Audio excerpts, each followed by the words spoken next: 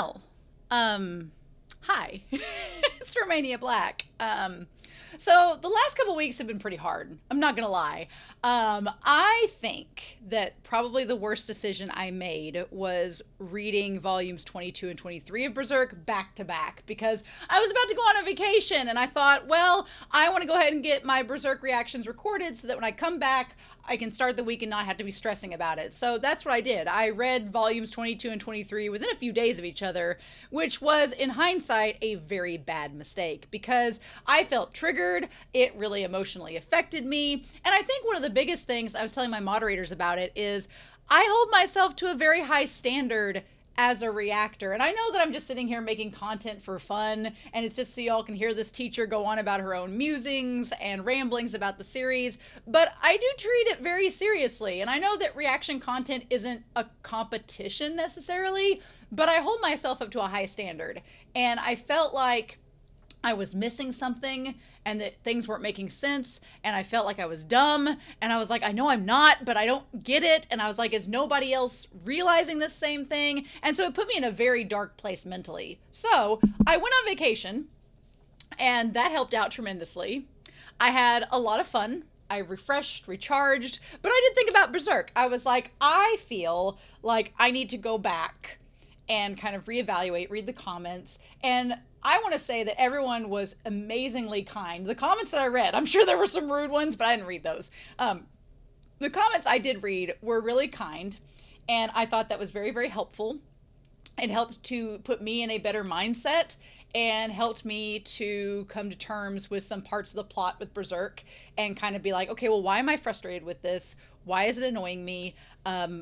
What is this, a good plot choice? Is it bad? And I have like a full page of notes. So we're actually going to start this first segment as you see me here, and then we'll go back to the reaction. So it's going to be a little long, but I assure you it is necessary for me to process that we start this out. But there's several comments on here that are talking about lots of different things that kind of need to be suggested and talked about. I'm just going to go in chronological order from when I found them.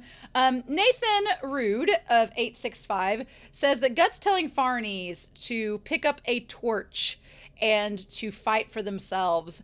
I thought that was a really good scene too, and I kind of like that. We talked a little bit about Moom and Oket, talked about Farnese being left alone in the mansion, how it's similar to Casca being left alone in the cave by Guts. Both of them are, in all intents and purposes, abandoned. But Casca was already kind of mentally destroyed, so puts a little bit of a difference there. And then Psylot's companions supposedly are human. They just practice an iron fist martial arts technique that allows them to use the calluses on their body to create this like armor around them. So it makes them look like they're demons, but they're actually not. So I thought that was interesting. I'm glad y'all pointed that out and told me that. That was really, really good. But then Sitchi pointed out that you can see in Griffith's eyes, and I thought that in the reaction as well, that you could see in Griffith's eyes that they're actually Femto's eyes, even though it's Griffith. And somebody else replied that that's kind of how you tell if it's an apostle or not based on their eyes and how they look. So I thought that was really interesting. So as far as the next bunch of these comments go, I do want to point out some comments posited by several individuals whose names I'm going to say now because you all basically told me the same thing, which I thought was very, very helpful. So thank you for that. I want to posit comments from 308 Saul, Lollylol 535, Albastor, Rosarch 10, as well as Bobby Bob 4230. And then Rain Cloud 313. And this were the ones I want to note among others that commented. Basically saying that I missed a detail way back in the series. And that detail was that the Skull Knight was talking to Guts and posited that the God Hand, they don't really have a physical form anymore. Once you become once you take on the form of a deity in the God Hand realm, you don't have a physical body anymore. So you're just kind of in another dimension, and you can interact with the people in the human realm, but you don't have a physical body. So White Raccoon's back here to help me out as well. Basically saying that they only physically arrive when a behelit is activated, which would explain why the apostle is trying to. It basically explains why they're not just running around randomly. They only really show up when someone activates the behelit. So that's good to know. But yeah, so the egg apostle wanted a perfect world, and we know that the God Hand has been manipulating humans from behind the scenes the last several, amounts of time to be wanting this savior. So when the behelit is finally activated by said egg apostle, the person that they want to come back would happen to be Griffith. Now, that all makes sense now. and I was like, oh, okay. So the God Hand don't have physical bodies. Once you become one, you don't have a physical body anymore.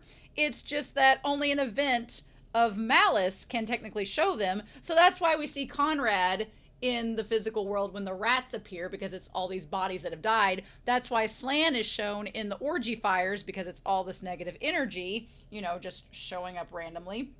That's why we can see them there, but they're not physically there. It's just they manifest briefly, and that's their deal. So I was like, okay.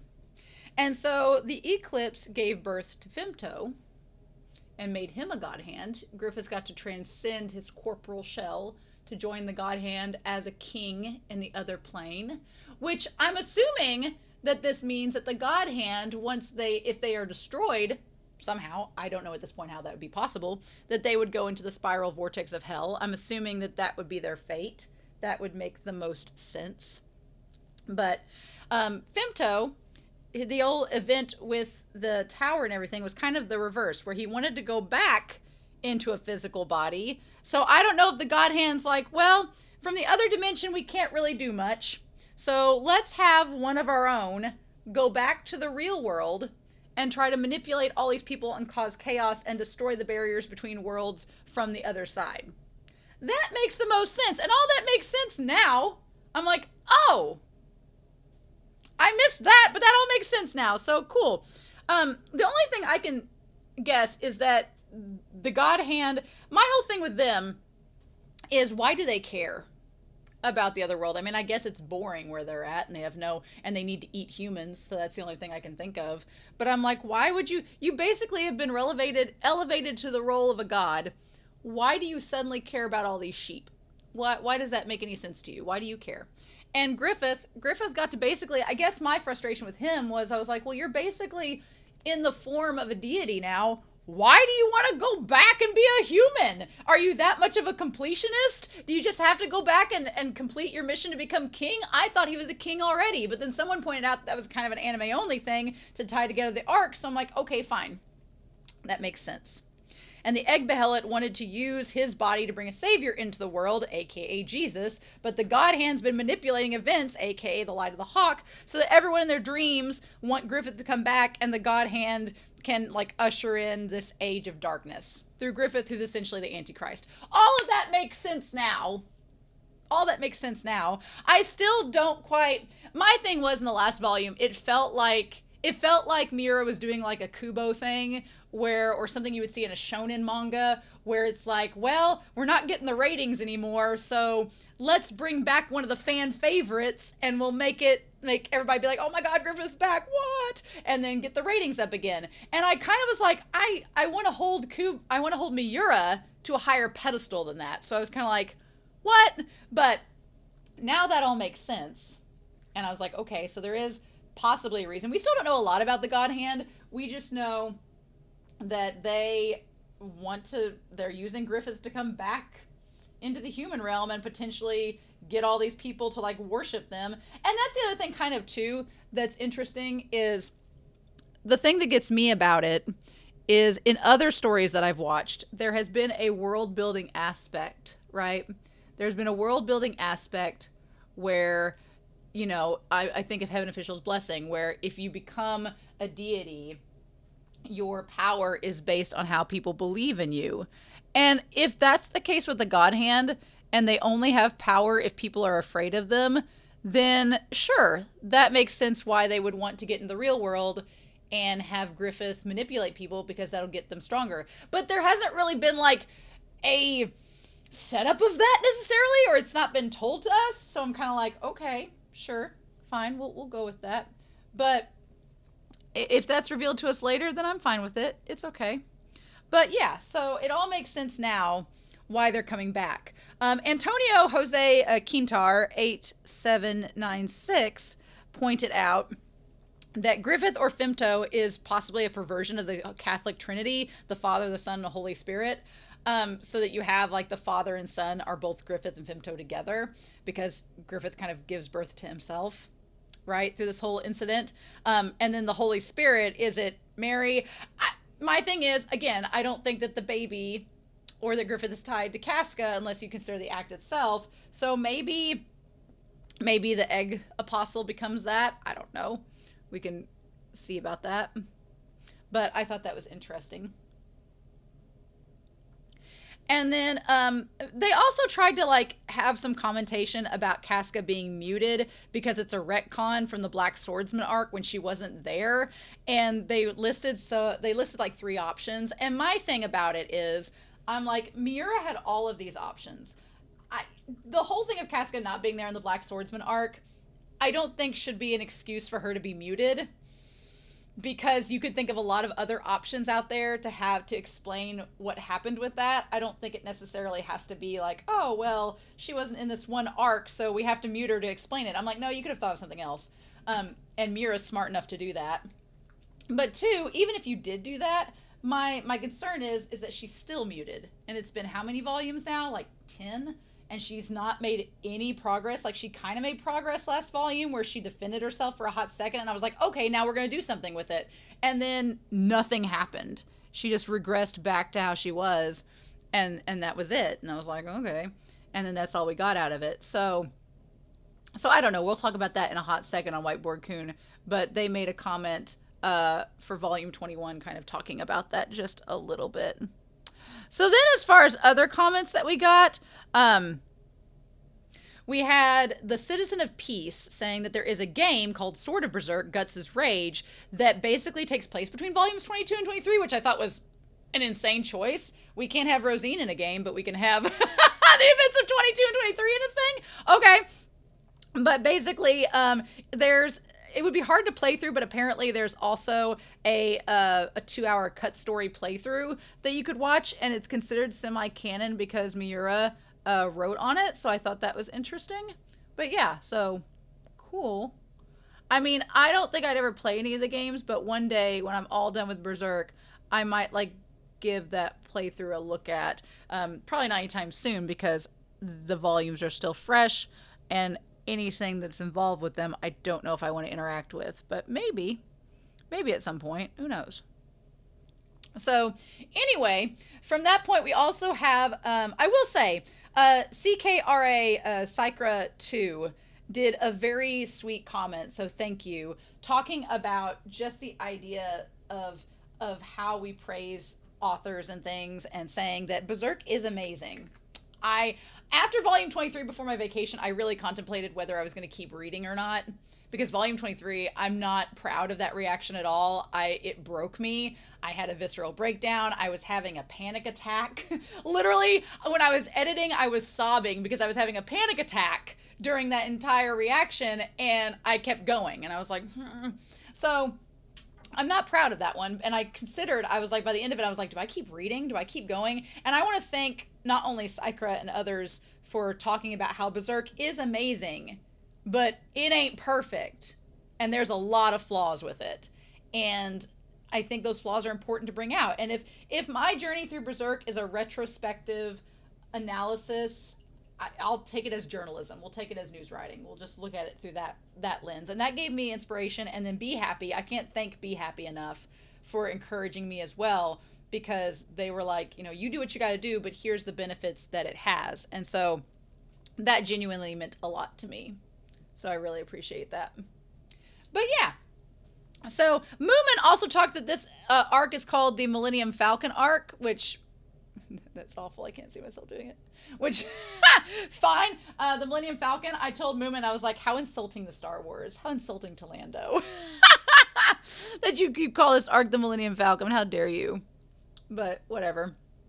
Anyway, so foxes are apparently canids, but we're not going to talk about the dog spirit anymore. I want to see what the manga gives us with that. I don't want to be spoiled with it.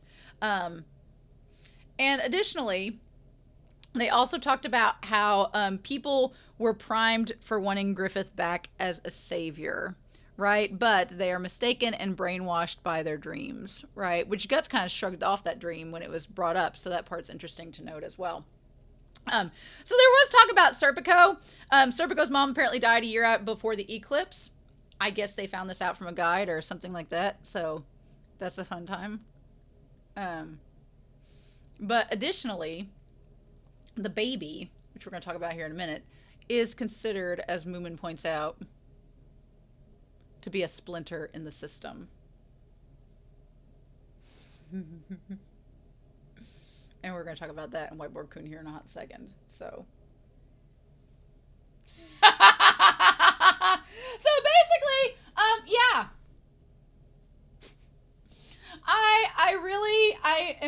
I'm very embarrassed that I did not realize that the whole thing with the Skull Knight's words about the God Hand. So if you were commenting or saying anything about it, I'm like, thank you for reminding me, because sometimes week to week I forget about little things, and that one was a big one for the entire plot. So so anyway, as far as Whiteboard Kun is concerned, the God Hand can't take on a physical form. Femto's back, but he has the Egg Apostle kind of made a goof. The God Hand was like, oh, we're going to take advantage of this Egg Apostle. They want a perfect savior. We've been feeding people these manipulative visions of Griffith, so that's going to get the Egg Apostle primed, ready to bring Griffith back in human form. He's going to be the Antichrist, leading to the apocalypse that's going to destroy the world.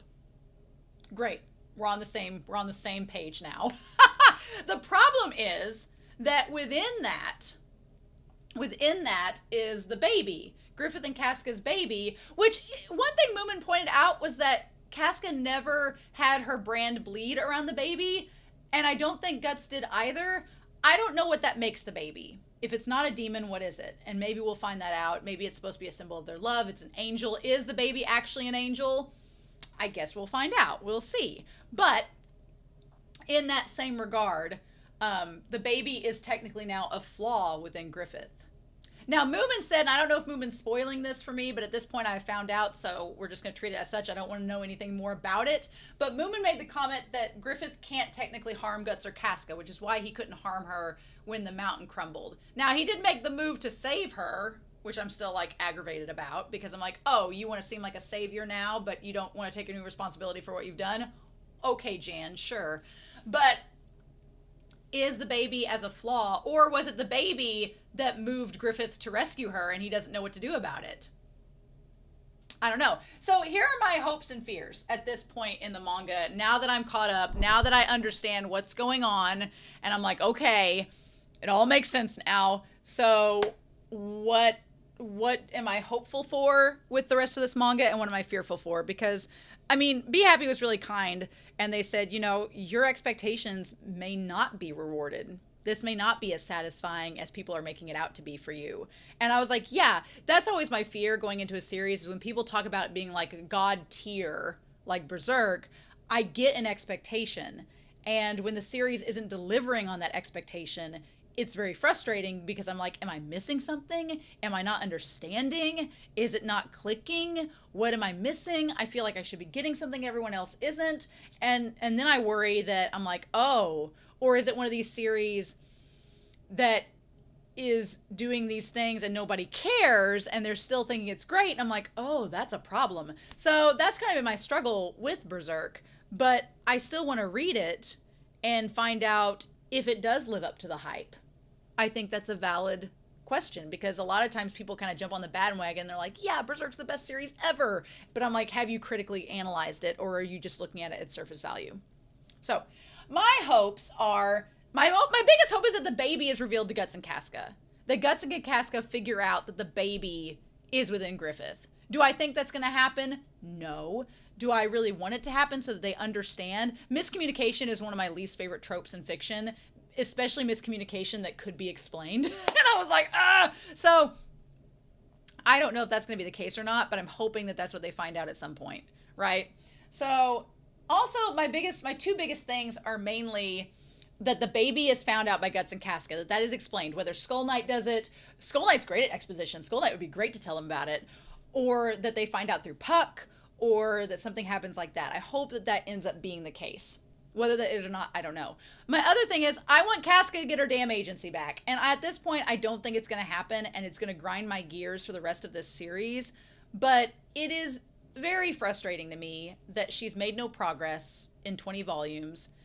I'm worried that if she does suddenly make progress, it's not going to feel natural, and it's going to be like Miura being like, I don't know what to do with her. We'll suddenly have her have agency. Isn't this great? And I'm like, you could have done this subtly through the last 10 volumes, but we still have like 20 volumes to go. So there's a high chance that maybe over the course of the next 20 volumes, she will have that subtle build to have her agency back. This last volume put Casca and Farnace at the bottom of the barrel, at the bottom of rock bottom of where you could go as a person. And I'm like, okay, Miura, if you're making the argument that now these two female characters alongside Guts are going to work their way back up, and that's part of the story, I am fine with that. I wasn't fine with volume 23 and the way you did it, but I'm fine with it if the payoff matters. But if she never gains her agency back of who she once was, then it's not worth it to me. Then that's going to be a problem.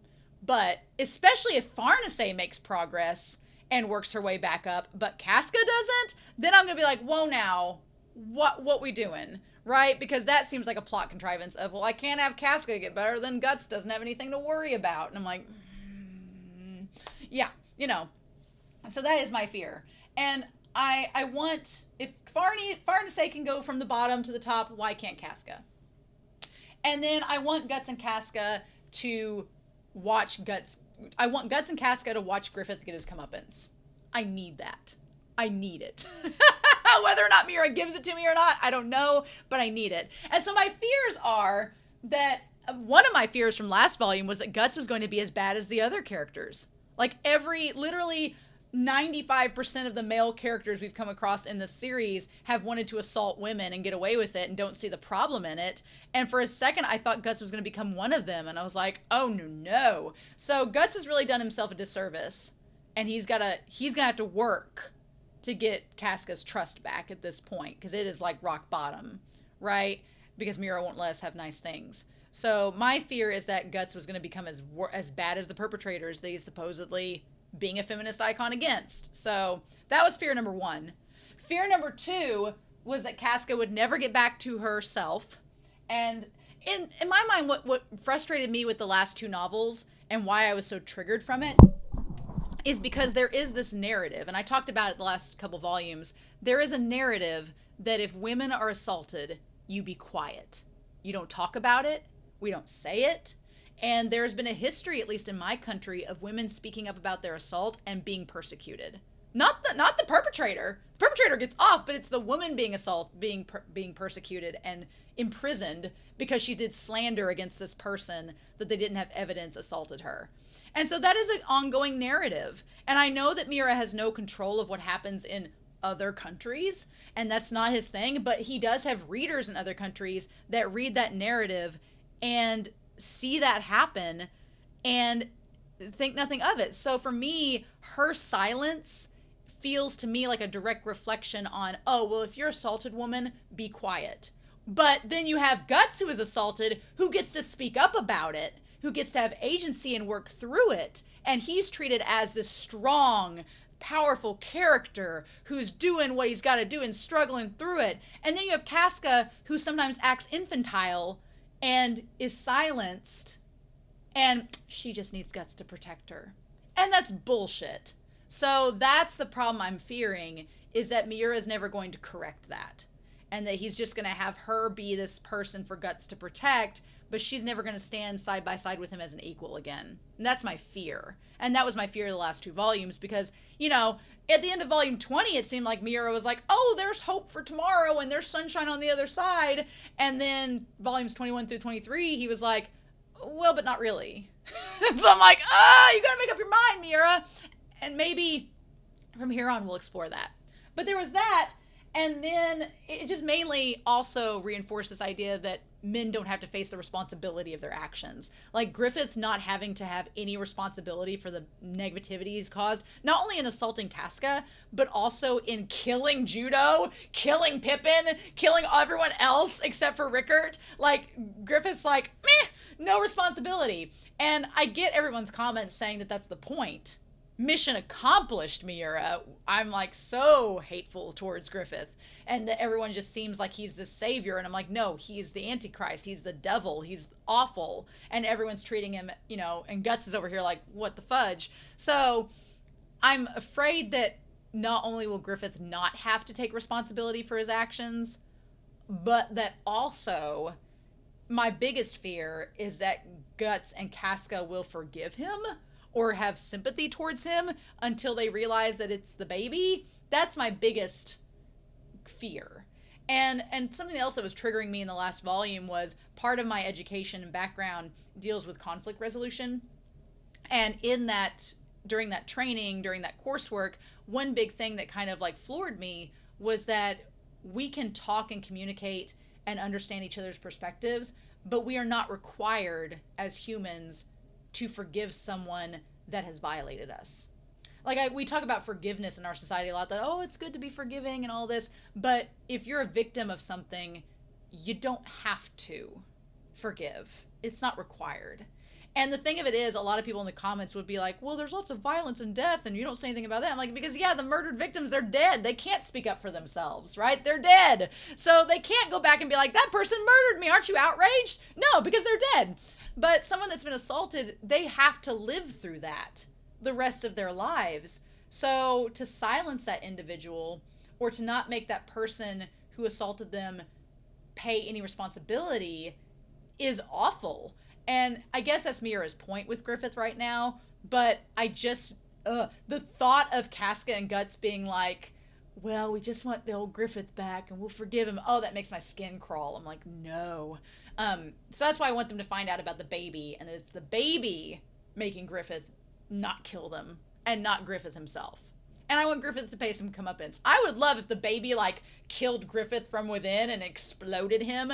I'd be all for that. Be like, that's what you get, bitch. And that's that. But I don't think that'll happen. I don't think that'll happen at all. No. So I don't know. I just, that thing, I don't want any more SA. I'm like, I'm SA'd out. I'm assaulted out. We've had enough. Volume 23 was like, that was enough. That was like bottom of the barrel. And having your main character do it, no. I was like, I'm done, Miura. If you're going to keep on that trajectory, I'm out. I don't think I can do it, but I'm going to try to get through it, but I'm not going to mince words, as you all know.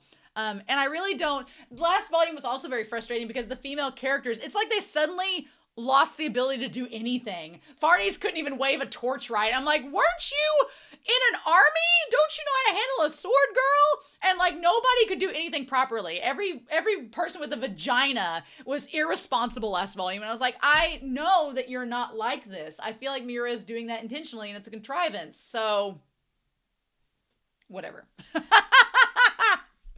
I'm saying this all to you in clown makeup. So, how seriously should you take me? Anyway, this is all to say that I feel much better going into this volume. I was about ready to quit. But thanks to you all being kind and compassionate and considerate with your comments, I'm in a much better place now. As I say this to you, looking like this. I'm in a much better place now. It's all great. So yeah, I've talked way too much, but I am going to go rinse off this clown makeup, maybe take a shower, and come back to you all with the normal Berserk setup, and we're going to look at volume 24. So thank you for listening to my preamble before starting this reaction. Hey everybody, well, we're back, and ready to start volume 24.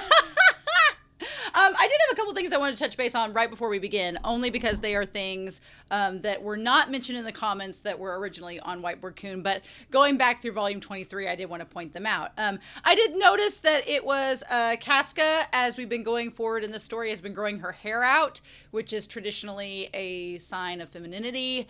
You could view it as maybe, is it supposed to be that she's more submissive? I don't know, but far to say she's cut her hair, which is typically like the Mulan, the masculine thing. So that she's hit rock bottom, but is she going to go back? Is she going to gain power? I don't know. I also thought about this too. If Schierke, who looks like a little witch, is involved in the story, she's eventually going to meet Guts, I'm assuming.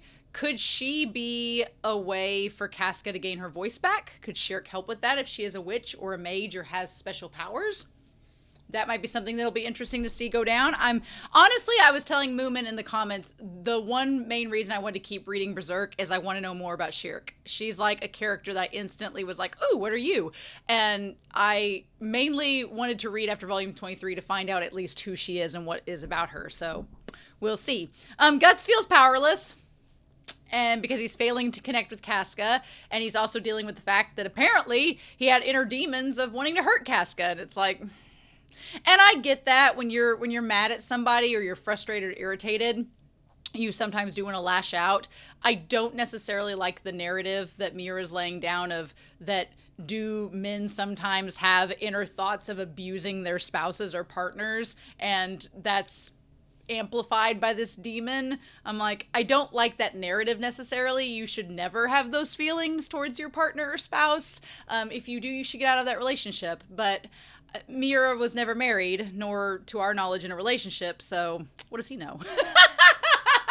Honestly, I'm like, was he ever even in a relationship, you know?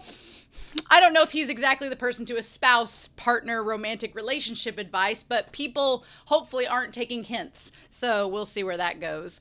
And then Lord Mule. Lord Mule is a weird character because he seems very nice, but he also seems very easily to manipulate. And I wondered when he met Griffith and he started crying, if it was like, you know, with Jesus, it's you're crying because of this light and innocence. But since Griffith is kind of the Antichrist, is he crying because his body is like, oh shit, I'm in front of a demon and I could die at any moment, and he just doesn't realize it. I'll be curious to see if Lord Mule, where his direction goes. The only thing I could think of post-volume is that line in Lord of the Rings where it's like the hearts of men are easily swayed. And it's like, yep, that seems to be on course. Everyone thinks Griffith is a savior, except for Schierke, which is why I'm so invested in her. I'm like, she knows what's up. She gets it. And then the one thing there, we got trolls. We're getting ready to do this mountain pass with trolls. But my thing was, the shepherd at the very end, he's like, yeah, it looks like there's about to be a war and stuff's going on, but like, it's no concern for shepherds like us. And I was like, huh. I don't know if Miura is trying to do something like a meta commentary on the idea of the shepherd and the sheep, and that Griffith is actually a wolf in shepherd's clothing, pretending to be a shepherd when he's a wolf in actuality. Or, you know, you have Guts, who has a very like dog wolf motif or a fox motif, and going along with the sheep, what that says. But I feel like there's some kind of commentary with the shepherd being like, it is what it is, and we'll just move forward, that is going to come back up or be represented in this volume. I'm not entirely sure, but could be. I also learned from last volume that Whiteboard Coon is going to stay with us from here on in. So if you enjoyed seeing the blanket of Guts in the background that I've hung up as a darkening blind, I'm sorry, but Whiteboard Coon's kind of here to stay. Because there was a lot of things I wanted to voice in my thoughts last week, and I just couldn't do it. So it was like, But let's go ahead and start, shall we? We're going to start volume 24 and just break the Band-Aid off here in 3, 2, 1. And if I can get my thing here, the troll looks very much like J.K. Rowling's troll in Harry Potter and the Dungeon. Ew! The fudge? Why is this? It looks, somebody's arm gets bitten off, which is not good. I don't like that. It has like a pig ear and a big nose with, it looks like Nigel Thornberry on crack. But it's got hair like it's coming out of an arm. What the fudge? What is this? What is this? I don't even know. Okay. So, volume 24 We're in the Millennium Falcon, the Millennium Empire arc. Falcon of the Millennium Empire. Well, that's the Millennium arc. Yeah, Millennium Falcon, right? Okay, I'm not going to look at the table of contents. We're just going to go on here. All right. Oh, poor Isidro. He can't help being labeled as a thief, even though he did steal the apples. And Puck's just hanging along. Oh, no! What a damn hassle. I love Puck just gnawing on the little apple. That's so cute. A kid like you, a bandit? I can't even do business peacefully. Aw. I know it's like a kid like you making it on his own. Just keep quiet and take it. Oh my god, this was such a sweet moment. Like, this man is genuinely being the nicest man in this entire series. He's like the nicest man in this whole series so far, being like, hey kid, here's a nice gesture. Here's a little apple for you. And Isidro's like, yeah, okay, bye. Sometimes Miura's negativity towards the world in Berserk it's almost comical. It's like, okay, we get it, Miura. Miura's like, there's no such thing as a good deed that doesn't go unpunished. And I'm like, man, Miura, like, who did what to you to make you be this negative about the world? Like, this poor man. You rotten scoundrel. I'll toss you up in the river, you brat. Oh my god, he chucked an apple at him. Like Aladdin style, like from the Sega game. Keep the change. Oh, Isidro, what the fudge? How am I going to land a hit on Guts? Oh, my gloves are worn and my joints ache. That'll be tough with your skills and him being nearly a monster and all. Have you tried throwing stones like before? It's meaningless if it isn't sword play. When it comes to stones, you're really good. Yeah, well, there's no way I can stand up to an adult in a fair fight. I've survived because of these and my wits. And your impudence and depravity. I love that Puck's telling it like it is, right? And then he managed to get the birds. Oh my god. Two-handed throwing. Now that's skill. Oh. Oh, I wonder if he's like, I've got both my hands. Why am I just settling with one when I could use both? Oh, that's so good. So good. I think that if Isidro had enough weaponry that would be fatal with just throwing it, I think he'd be a tough game. Oh, is it making a difference? Oh, but he could use both hands with it. Interesting. And Serpico notices it too. Oh! Got bonked. Son of a bitch, I knew it. An elf's work is never done. No, you were really on a roll. Use your small size to your advantage and attack from below, because most fighters don't expect low blows. Wielding with both hands so you can feint was also a good idea. But if you only attack from below, your enemies will get used to it. You need to plan so they can't see through it. You'd best land your last strike where you can see garments. It'd be impossible to penetrate your armor with your strength. Are you sure about this? I like that he's got like the little bubbles above his head. About what? Isn't training about practicing basics for a long time before learning techniques and stuff? Well, how about the traditional School of Elf Dimension style? I love Puck. Puck is amazing. You're sure about a novice like me learning these kind of improvised tactics? Aren't you laying the groundwork every day? But yeah. Well, for starters, you won't get anywhere imitating me, right? Everything about us is different, including our fighting styles. Or do you plan to wait and train for decades to become some master before going out to the battlefield? Talk about patience. You bet your ass I don't. In that case, all you can do is work with what you've currently got. Besides, a battlefield is different from exhibition games. You don't have one opponent, and there's arrows and cannonballs flying around. You can't survive on sword skills alone. That said, it ain't uncommon for some half-assed master to get swarmed and killed by a gang wanting to get famous. Then how did you? I told you already. Strain what few wits you have and think for yourself. Isn't that how you made it this far? Guts is just, Guts is doing what he can. Guts is like, I ain't no mentor. I'm not a teacher. I'm just helping this kid out because he reminds me a little of myself. So I do love the way that Miura draws Isidro and draws Guts in this moment. Like, Isidro's face there is so good. It looks so great. Puck, that was cold. On that note, Elf Dimension style is very hands-on one-to-one. Puck, I would learn Elf Dimension style any day if you taught me. Rather kind of you. Would you mind joining me in gathering firewood? Basically, that's Serpico's language of, can we talk in private? Serpico, you're not subtle, but then again, neither is Guts, so what can we do? Cedro, stop this. You aren't ready yet. If you don't do things right away, you won't ever do them. Oh, and then he ran away. Thinking about it, maybe I've been on a battlefield since that time I ran out on the village. It was careless of me to rely on others. I'll be the one who uses them.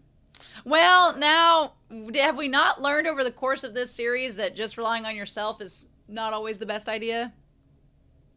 There's no need to be obstinate. Go on, rely as your master. I'll spoil you plenty. Come, leap into my arms, my son. Oh, quit reading people's monologues. A disciple has no privacy. I love that Puck was like reading his mind. That's really cute. Dro. How pretentious for a greenhorn. In the first place, just what do you plan to do and learn from the sword from me? Government service or something? Oh, did Puck beat him? What a laugh. Me in government service? A court servant? No thanks. Then why? Listen up. What I'm after ain't as petty as court service or rising up in society. What I'm after is being the ultimate swordsman. I love the Puck's face at the bottom. He's like, okay. Uh-oh. What was that? If you wry smile for? Might work at simple-minded. I don't think I could I think I'd come to like handling meat. It's disgusting. Oh no! Oh no! The defenseless ladies are by themselves! And there's a troll in the woods! If only they could defend themselves! If only they weren't once in an army and once the leader of an army! Oh no! Miura, come on now. Pickings are slim. Let's get started. What do you mean don't play dumb? You got us alone so you could settle the score, right? What are you saying? I merely thought I would deepen my friendship with you. That we could be perfectly frank. What a hot-headed fellow. Suddenly you're senile. If you're not in the mood, I'm leaving. Oh. To be perfectly frank, I'm thinking about how nice it would be if you died. Oh, Serpico. Oh, I love him. There's that face again. Finally. By going along with you, Lady Farnace is exposed to danger. If I could, I would like her to abandon this reckless journey at once. However, this is what she herself wishes. That face, like an infant that's cried its eyes out. It's not like Lady Farnace at all. I do not know that defenseless side of her. You changed her. But alas, I set aside my personal feelings. So long as Lady Farnace continues this journey, as her attendant, I will do my best to get along with you. What an oddball. Well, yeah, his relationship with her is really complicated.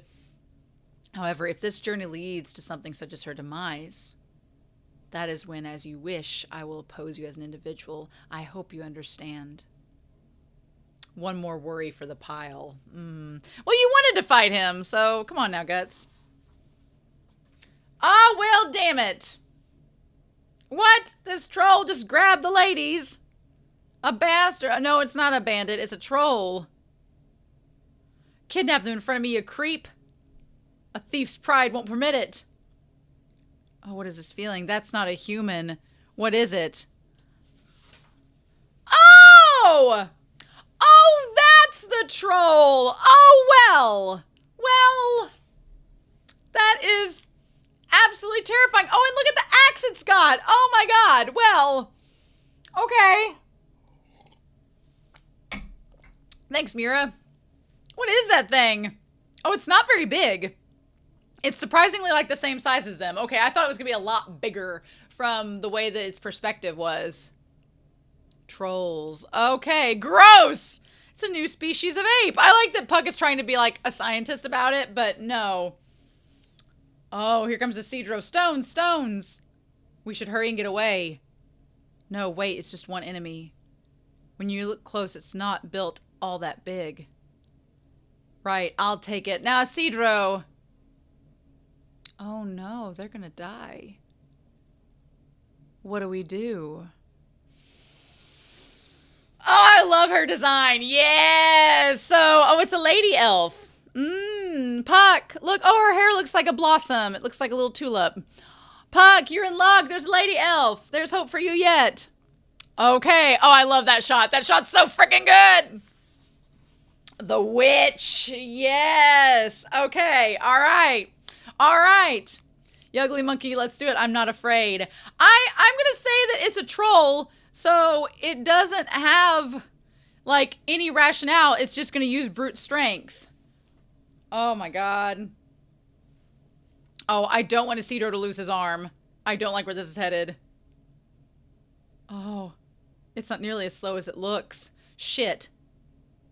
Oh, stupid. I like that there's two full-grown individuals standing there and a fairy. We're just gonna let this child battle on its own. Oh my God. Oh. Berries. Don't move. Is that? Oh, does Puck know who this is? There's danger. Be quiet. Take a look around.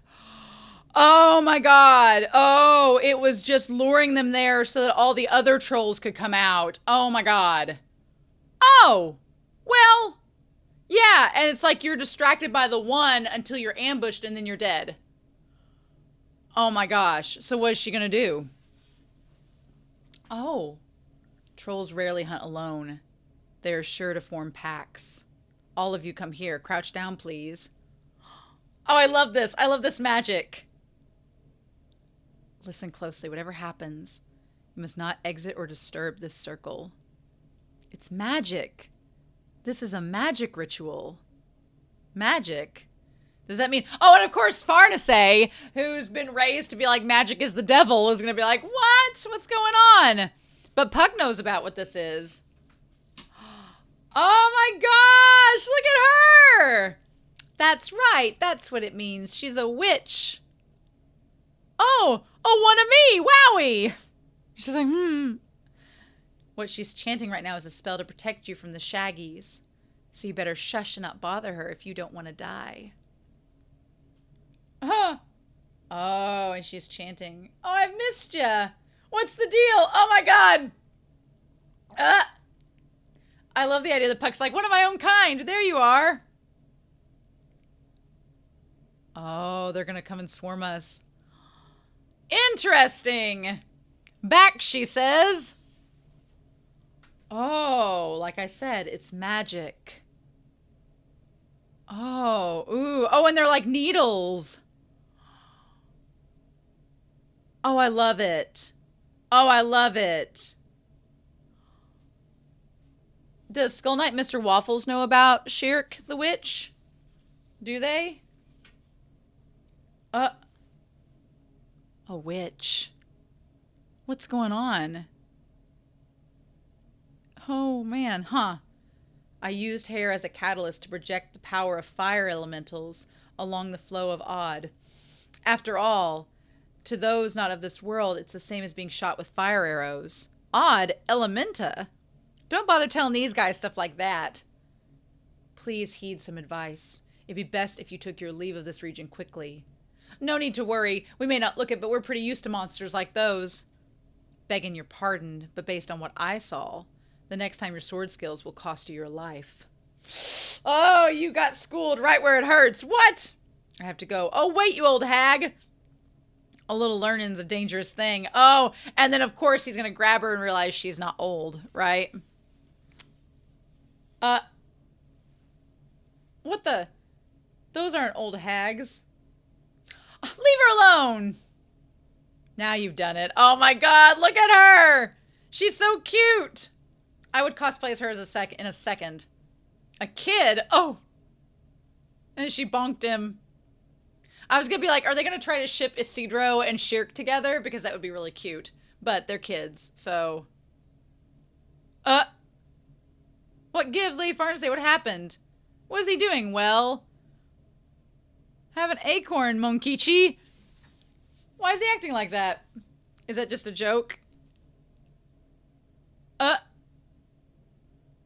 Even though I didn't formulate with group magic, they saw the pentagram. Has this region been invaded by the other layer to such an extent? The other layer? They're a bunch of dolts. So the other layer, so I'm curious. I want to know whatever Schierke knows, because Schierke looks like somebody that might talk to them and explain things. And that girl. And that man, too. Who are those two? It's as if they're attracting a distortion. Yeah, so we have this concept of the two worlds merging and colliding, and Guts and Casca are attracting the demons from the distortion, the other side. Son of a bitch! Ook! That damn witch kid! Ook!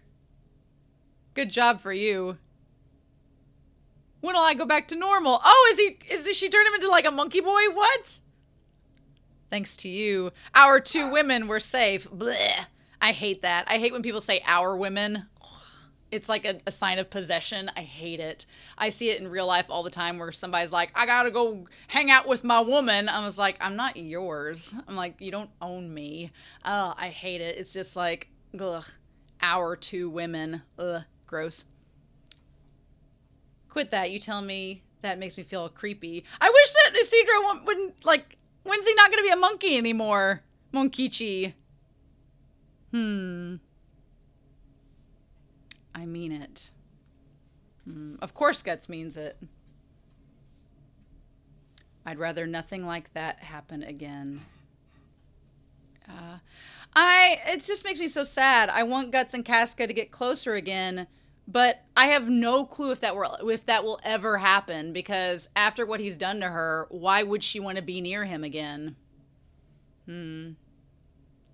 She's taken to Lady Farnesy because she's a woman, and that's like the only person that hasn't violated her at this point, other than Serpico.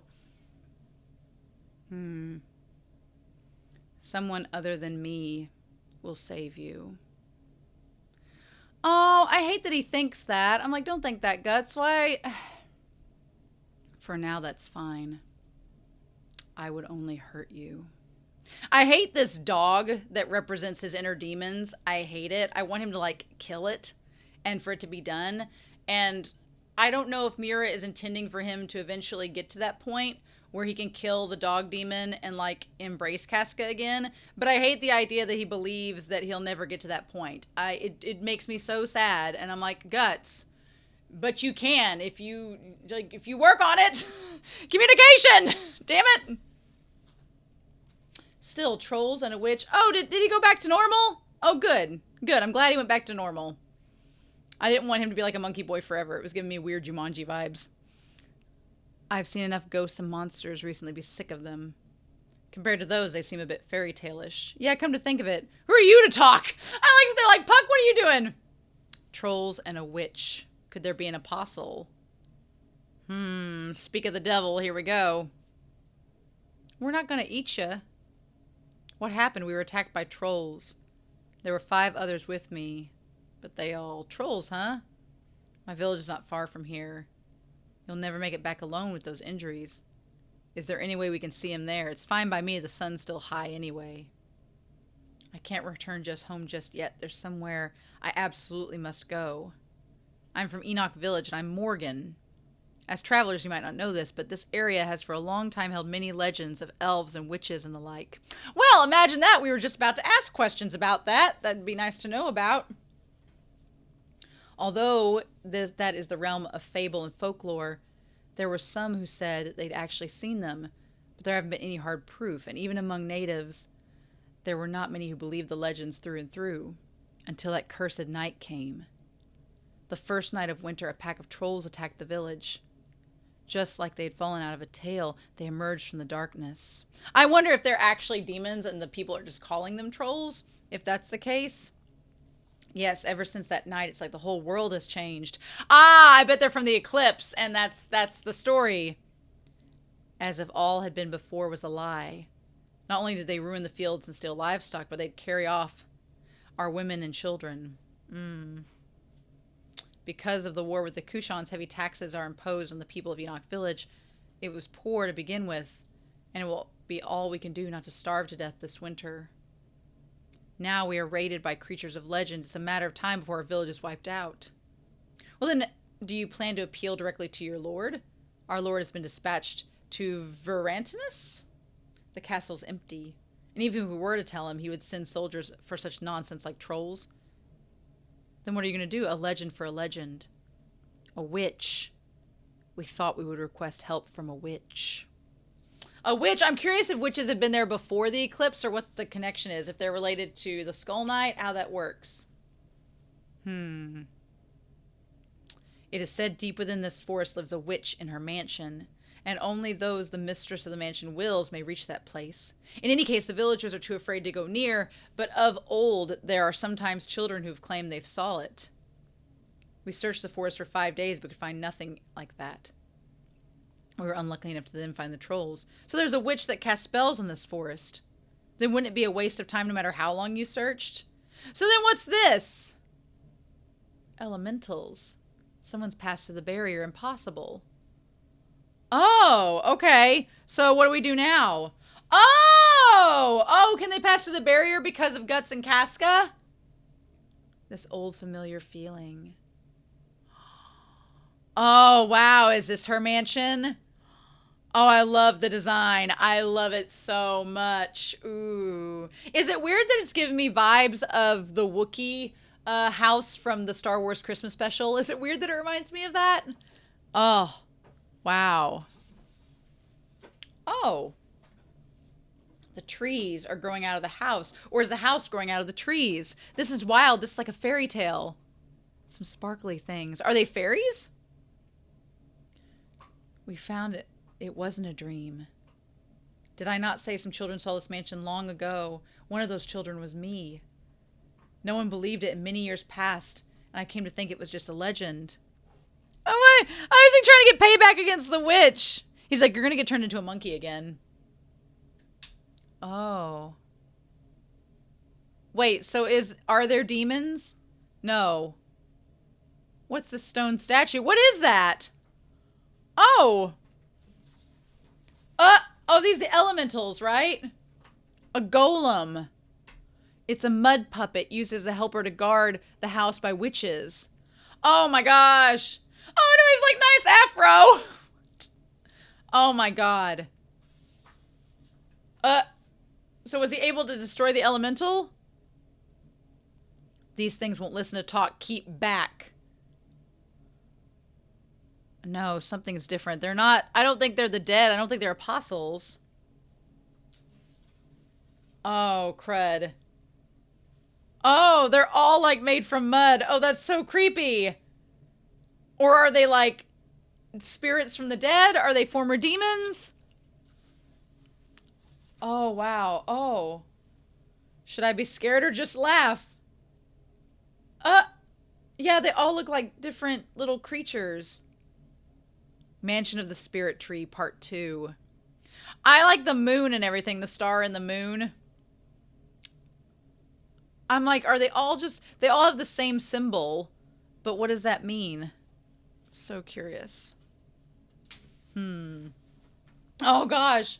The hordes, there they come! Oh! Oh, that one that just hugs him? What? Get away, you freaky thing. Oh, no. If you break them, they come just right back. Oh, this never ends. Sure enough, it's them again. It's useless. The golems will continue to regenerate each time they're broken. Eventually, they'll either run in fear or collapse from exhaustion. How'd they pass through the barrier? Normal humans shouldn't be able to enter here. Is there some secret about those two after all? Yes, yeah. So Schierke doesn't know about the brand and doesn't know what it means. Interesting. She doesn't seem like a very old witch. Or is this too an effect of the appearance of the hawk? But still. Somehow they seemed accustomed to this. Well, yeah. They're not too much different than the usual spirits. Their dumb faces make them less frightening. That they do. Oh. Oh, it's a tiny baby. A tiny baby spirit. It doesn't regenerate. Oh, small figures are buried in their chest beneath the symbols. Remove them and they can't regenerate.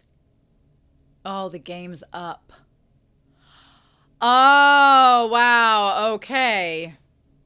Well, that's how you do it, huh? They're the little spirits they are what's controlling it. I love Serpico. I like Isidro drop kicking it, but I love Serpico just like spearing the inside of the golem to get out the little figure. That is insane. What now, Schierke? They're all gonna get busted. In that case, go Schierke, get them. That is quite enough. Mistress, but yes, mistress, I understand. It was just getting good.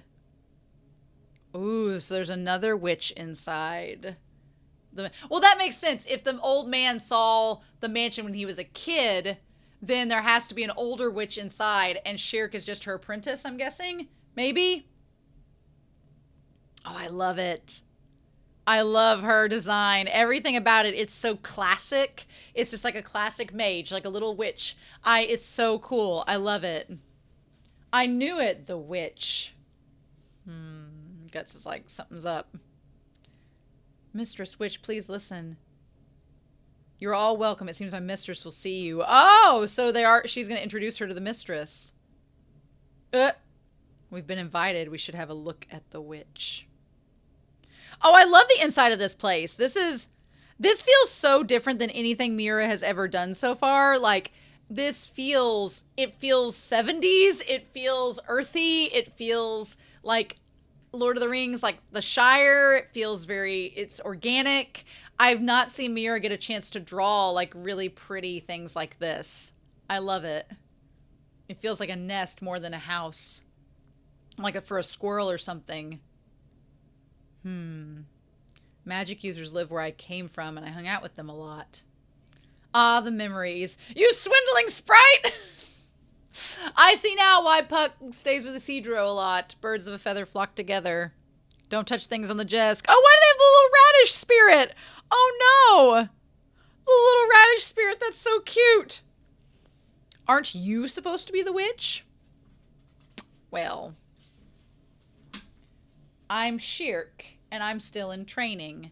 And I'm Ivalera. I look after her. Oh, you're not even a real witch yet. I'm Isidro, and I owe you one. I spent half a day up the tree, family tree, thanks to you. Ha! Oh, that's really smart. I like that. That was because you grabbed me in a weird place. Weird place? If you don't spell it out, I don't get it. As I said, a weird place. Boobs. As I said, boobs. Oh my God, stop with the teasing. Yeah, leave her alone. Good job, feminist icon Guts. Fools. Could you just hurry and let's see your mistress or whatever? Come this way, rude man. Oh, wow. The mansion of the spirit tree. Ooh. Wow, I love the way she looks. She feels like, is she going to be like the female equivalent of Godo? Interesting. Is she a witch? Forgive my apprentice for being impolite. She's merely concerned for my safety. I'm Flora, the mistress of the manor. Oh, yeah, I like that she's not the conventional witch like you'd think. My mother was saved from the brink of death by medicine I received from you that day 50 years ago. Oh. In a way, she is a monster. You be silent, monkey. You were that boy, how nostalgic. My folk were not among those whose lives you took. Even if they were, the fault would collectively lie upon the servants of your deity. I don't seek retribution from you as an individual. Oh, and you, the branded pair. Oh, she can see right through it, girl. Oh, I love it. I'm pleased. It pleases me to make your acquaintance. I've been waiting for you. Oh, okay. All right. She feels very angelic in this form. All right. Waiting, you know about us. The astral world. Okay, let's go. Let's get this. Did Skull Knight and her have a meetup? Yes. They of the brand guided by tiny wings. I have awaited you. I like that Guts immediately wonders if she's an apostle, because how else could she know? It aches faintly, but something's different. And then Schierke sees the brand. Old woman, who the hell? One moment. His story is of the higher priority.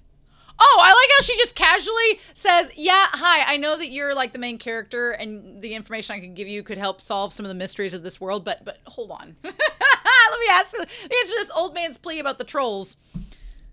I'm anxious about them too. Trolls originate from the astral world. Rarely should they even be seen by humans, much less attack their homes. But I can't assist you. So she knows about the other plane. This old body has neither the strength nor the time left to leave this place. Oh, poor Schierke. Isidro says the way you talk, it sounds like you're gonna die. Oh my god, the lack of tact, Isidro. She's gonna make you a monkey forever. If looks could kill, you're being a bit insensitive. My time of death draws near, and I want to simply quietly wait for it. No need to worry. I cannot go myself, but I have one go in my stead. Schierke be of service to them. Oh, big job. No, mistress.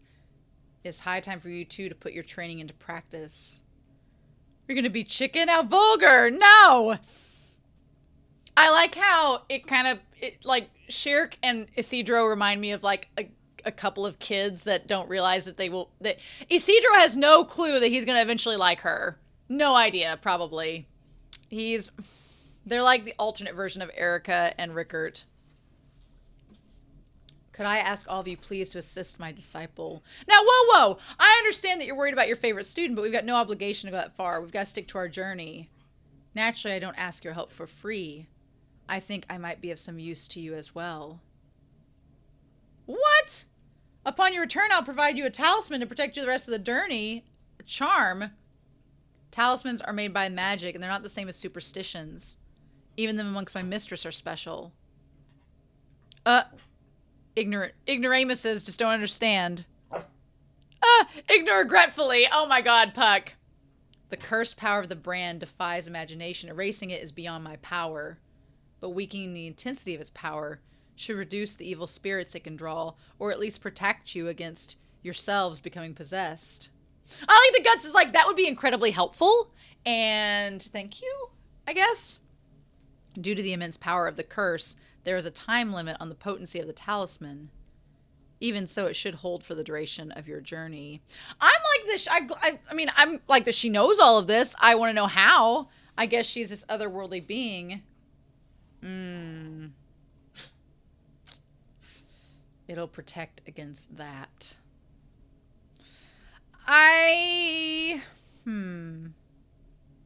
You've been on this journey with them, not even knowing that. No wonder they swarm every night. Is that foolish or daring? A part of me would want to be like, well, Guts, you shouldn't need a charm to keep you from having those thoughts. You should deal with those thoughts yourself and communicate with Casca about them, but okay. I guess he's in a position right now where he doesn't think that that's possible. But so he's like, I'll take the charm if it means that I don't have those demons trying to come at me anymore. I hate how Volume 20 had them like getting along, having these romantic, cute moments, and then Miura was like, that seems too good to be true, doesn't it? It's like, no, more of that, please. Miura, what we doing? Okay. So they're going to help to get this talisman. I have a horrible feeling that she's going to die before she gives them the talisman, but we're going to try it. Extend greetings to everyone, Schierke. Okay. I like, she's like, it's nice to meet you all. He's like, leave it to us. There's someone he's like, I'm talking revenge. I love that she's like, he's such an idiot. Okay. Oh, a medicated bath, even better. I love that Serpico says, oh, a bath. I love Serpico's like, oh my god, thank you, a bath. I need to be somewhat pampered, please. All right. If you know about the brand, you should also know that we no need to worry. The mansion is protected by talismans as well, and I guarantee your safety for the night. You may rest easy. Hey, if they were protected at Godot's house, I think they'll be fine here. Interesting. Oh, they actually get to eat food. I hate that Guts and Casca are on the opposite ends of the table. Again. I like that Guts is like, you were waiting for us. Oh, good. We're going to talk about this. How do you know about the brand? There was an oracle from a friend in the astral world. They of the brand will visit this forest guided by tiny wings, and I want you to lend them a hand. An oracle? Though I'm the one being helped now, so it's reversed. Who the hell said that? And what's this astral world thing? To put it simply, it's the afterlife. Due to the cursed power of the brand, you all have been rendered able to keenly sense ethereal bodies unseen by the naked eye. Are ethereal bodies ghosts? There is a trinity in which our world is overlapped by the existence of two other worlds. Oh! One is commonly known as the world of spirits or the astral world. The other is the soul of the origin of all existence, the world of the idea. Oh, and that one chapter was called, like, it had to do with an idea, the Tower of Idea, right? So is the astral world like where angels are, and is the world of idea where the God hand is from, and the two worlds are combining with ours because there's a triangle? It's a little complicated, but it comes down right on the ghosts, right? Those are the ethereal bodies. Oh, it says, what does it say here? It comes down to ghosts, right? Ain't they a little too lively? They're all sticky like snot. Makes me sick. Those are the ethereal bodies that your ethereal body is perceiving. If an ethereal body is sensed strongly enough, your physical body will see it and touch it as if it were a real thing. Elves and trolls are inhabitants of the same astral world.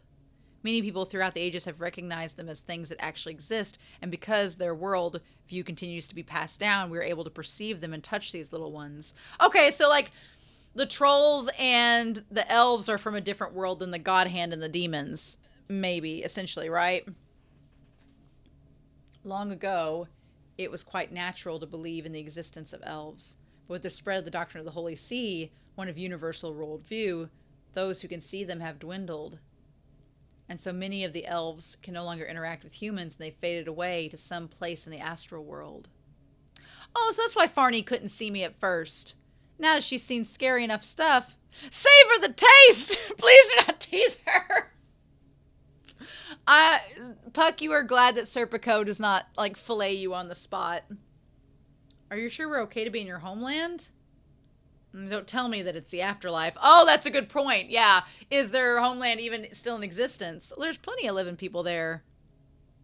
Are you dumb? Pixies are born exaggerators. Oh, no. I think. Oh, my God. I like that the one elf, she's like, you sure about this? All everyone has to do is stop believing in weird stuff. And even the trolls will be gone just like that. Oh, don't say such mean things. Things are not that simple. There's a thing called the subconscious that humans cannot control themselves. Since long ago, we magi, because our mage, we've learned and inherited the practice of releasing our ethereal bodies from the confines of our physical world to delve into the astral world. An out-of-body experience. Very nice. I like that Serpico's like, really? We can do that? Serpico's ready for the occult. Let's go. In the relatively shallow layer of the astral world, known as the interstice, various ethereal beings exist as living legends. Even the scenery is mostly derived from the ethereal forms of our world, so there's little disparity between it and our physical reality. Thus, the dead who did not realize that they died, or who left the physical world regretfully, often wander there.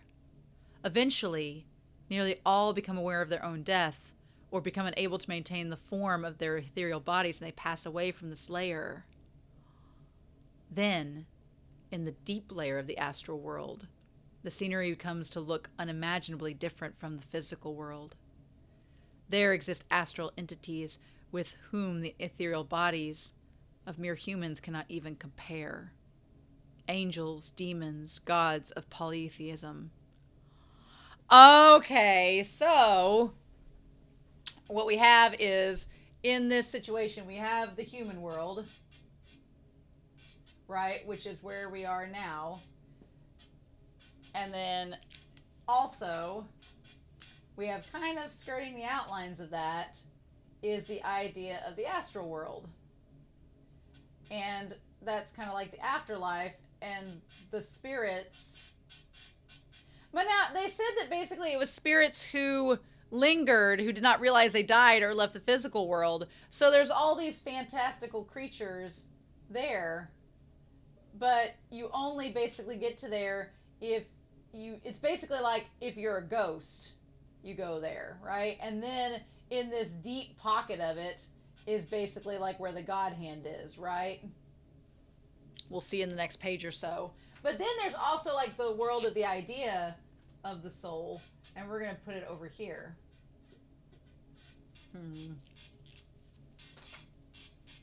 But, oh, deeper still. Realms people reach according to their own karma. Maybe those places called heaven and hell exist. If you dive too deep, you become unable to return. So no one has ever gone that far while alive, and further still, in the abyss, perhaps.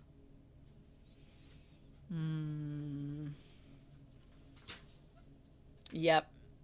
The world doesn't extend in merely 2 dimensions. There exist profound depths within itself. This world could never be summarized by materialism or any single doctrine. Accept the great mysteries and explore the entire universe from within your world. That is the way of magic. So yeah, I like that it just keeps, it's almost like the astral world is kind of like an iceberg, and we think that the vortex is down here. But these worlds all overlap. We didn't get much into this idea, the part about the soul. So basically, she's suggesting the astral world and the demons are all that are part of this other world that they kind of go in. But she's suggesting, she's like, yeah, there could be where the God hand is, but that's not the only place. That's a dark, shadowy place over there. Interesting. And we know that the worlds are starting to collapse and crumble within each other, so the dimensions are starting to shift and merge together. Intriguing. All right. Oh, of course, Magic Stone. Am I surprised? I was like, man, we haven't had any nudity in a while. I wonder when that's going to happen. And we're going to have a bathing. Where's my bath scene with Serpico and Guts? Where's my... Miura, if you're going to give us female nudity, I demand that we have some equity here. I demand that we see full-on abs of Guts. I want to see Serpico. Where's our equality? Where is it? Come on, Miura, I'm waiting. You did so good at that at the beginning. I never dreamed I would find comfort like this during our travels, especially in a witch's mansion. I like that he's like a child's privilege, and it gets bonked by Schierke, who's like, no. And she strings him up! I love it! I love it. She's like, nope, we're fine. Oh, he's going to ask her about the behelit.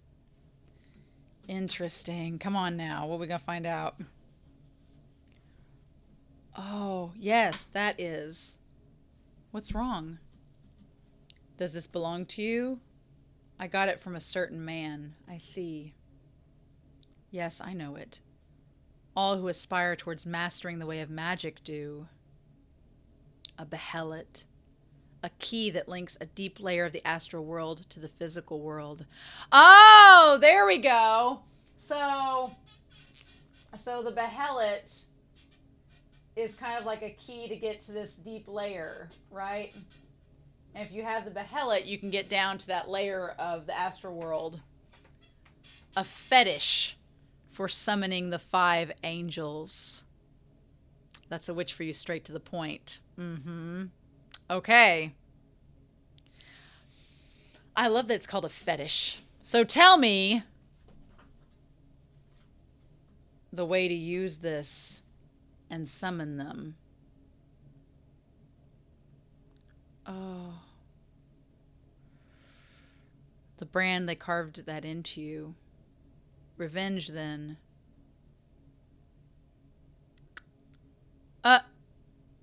That's not ladylike behavior. Excuse us. I couldn't get. I like how far to say you did the airplane maneuver. You got the oxygen mask on yourself, but you didn't get it onto the person next to you in the seat. Why couldn't you get a towel on? Why'd you not get a towel and cask until you turned her around?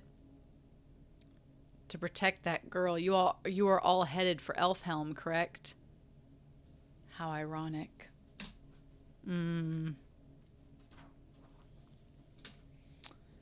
It must be that malice that has kept you on your feet until this day. Your life cannot be without hatred, but that hellfire is striving to incinerate even those you consider irreplaceable. And so it becomes shackles, which make your sword heavy and blunt. Just like treading across thin ice, it is a difficult and dangerous expedition. Unfortunately, I can't meet your expectations. You mean you don't feel like telling me? Not that. You think this is something that can be used if only you find the means, but it is not. So yeah, it's like, it's what Skull Knight told him. He's like, you can't seek revenge and protect her all the same. A behelit is sent to the physical world by a high-ranking spiritual entity that governs even human fate, or perhaps by an even greater existence. The object itself is nothing more than a stone, but the fate associated with it rests in the hands of its master who sent it. When the time is right, it will be in the hands of the person whom it belongs. That's the way that it is. If this behelit indeed belongs to you, even if you were to discard it, when the time comes, it'll find you. Oh my god, exactly like the eclipse! The behelit came back to find Griffith because the god hand gave it to Griffith because they wanted to turn him into Femto. If it is not yours, then in spite of your will, it shall at some point leave your hand. And it is certain to be at the very moment that the owner craves their power. In any case, it is beyond human will. God only knows, huh? I can't stand that. Even if to you this is a beacon for revenge, I fervently wish that it leave your hand. Well, I don't plan to do anything with it just yet. Oh yeah, you knew I'd be passing through, but who? Oh, come on, don't go carrying around my Betchy without asking. His face. The thing of it is that behelit, did it belong?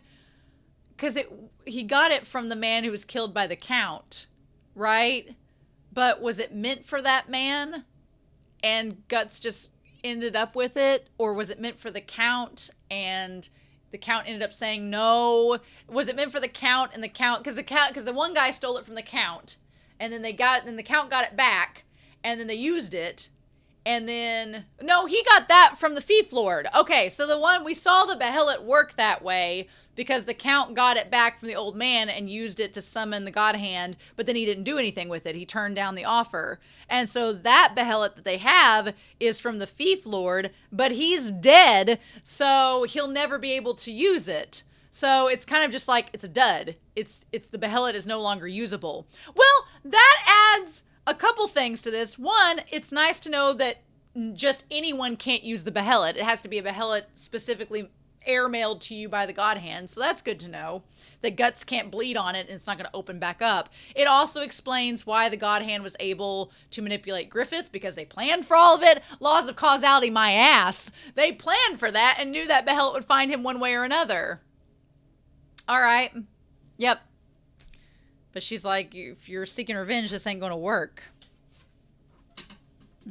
Oh, shit. My thing fell off again. It's yours. Right. I mean, I'm the one taking care of him. Bet you don't even know Betchy's favorite food. It's cheese. Ridiculous. I'm going to have to hold this. The God Hand. What the hell are they? That is one of the great mysteries for those of us who explore the astral world. What I do know is that they were once human, and that as reincarnations, they are executors of the will of something lurking in the distant abyss of the astral world. Perhaps in that domain it is unattainable for one to arrive as a person clad in an ethereal body called ego.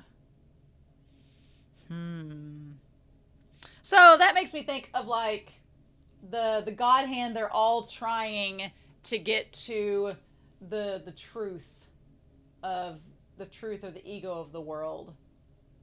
which sounds like they were trying to get to, if the soul or idea, chapter 83, if it's the idea of that, oh, you know, the inner God within yourself, if they're trying to get to that truth. But interesting. Man, oh man, what a cloud of words. Yeah, I feel you, Guts. I relate. I'm sorry I can't be of use. That's all right. I'm just counting on these talismans. I'm going to go take a bath too. Oh, do your best you can tomorrow. That is the brand of sacrifice. It was taught to me by my mistress that those who are branded with that become an offering to those of the darkness until their dying breath. Do you intend to defy such things as angels and demons that can govern even fate? You got it. One day, I'll have to hit him where it hurts.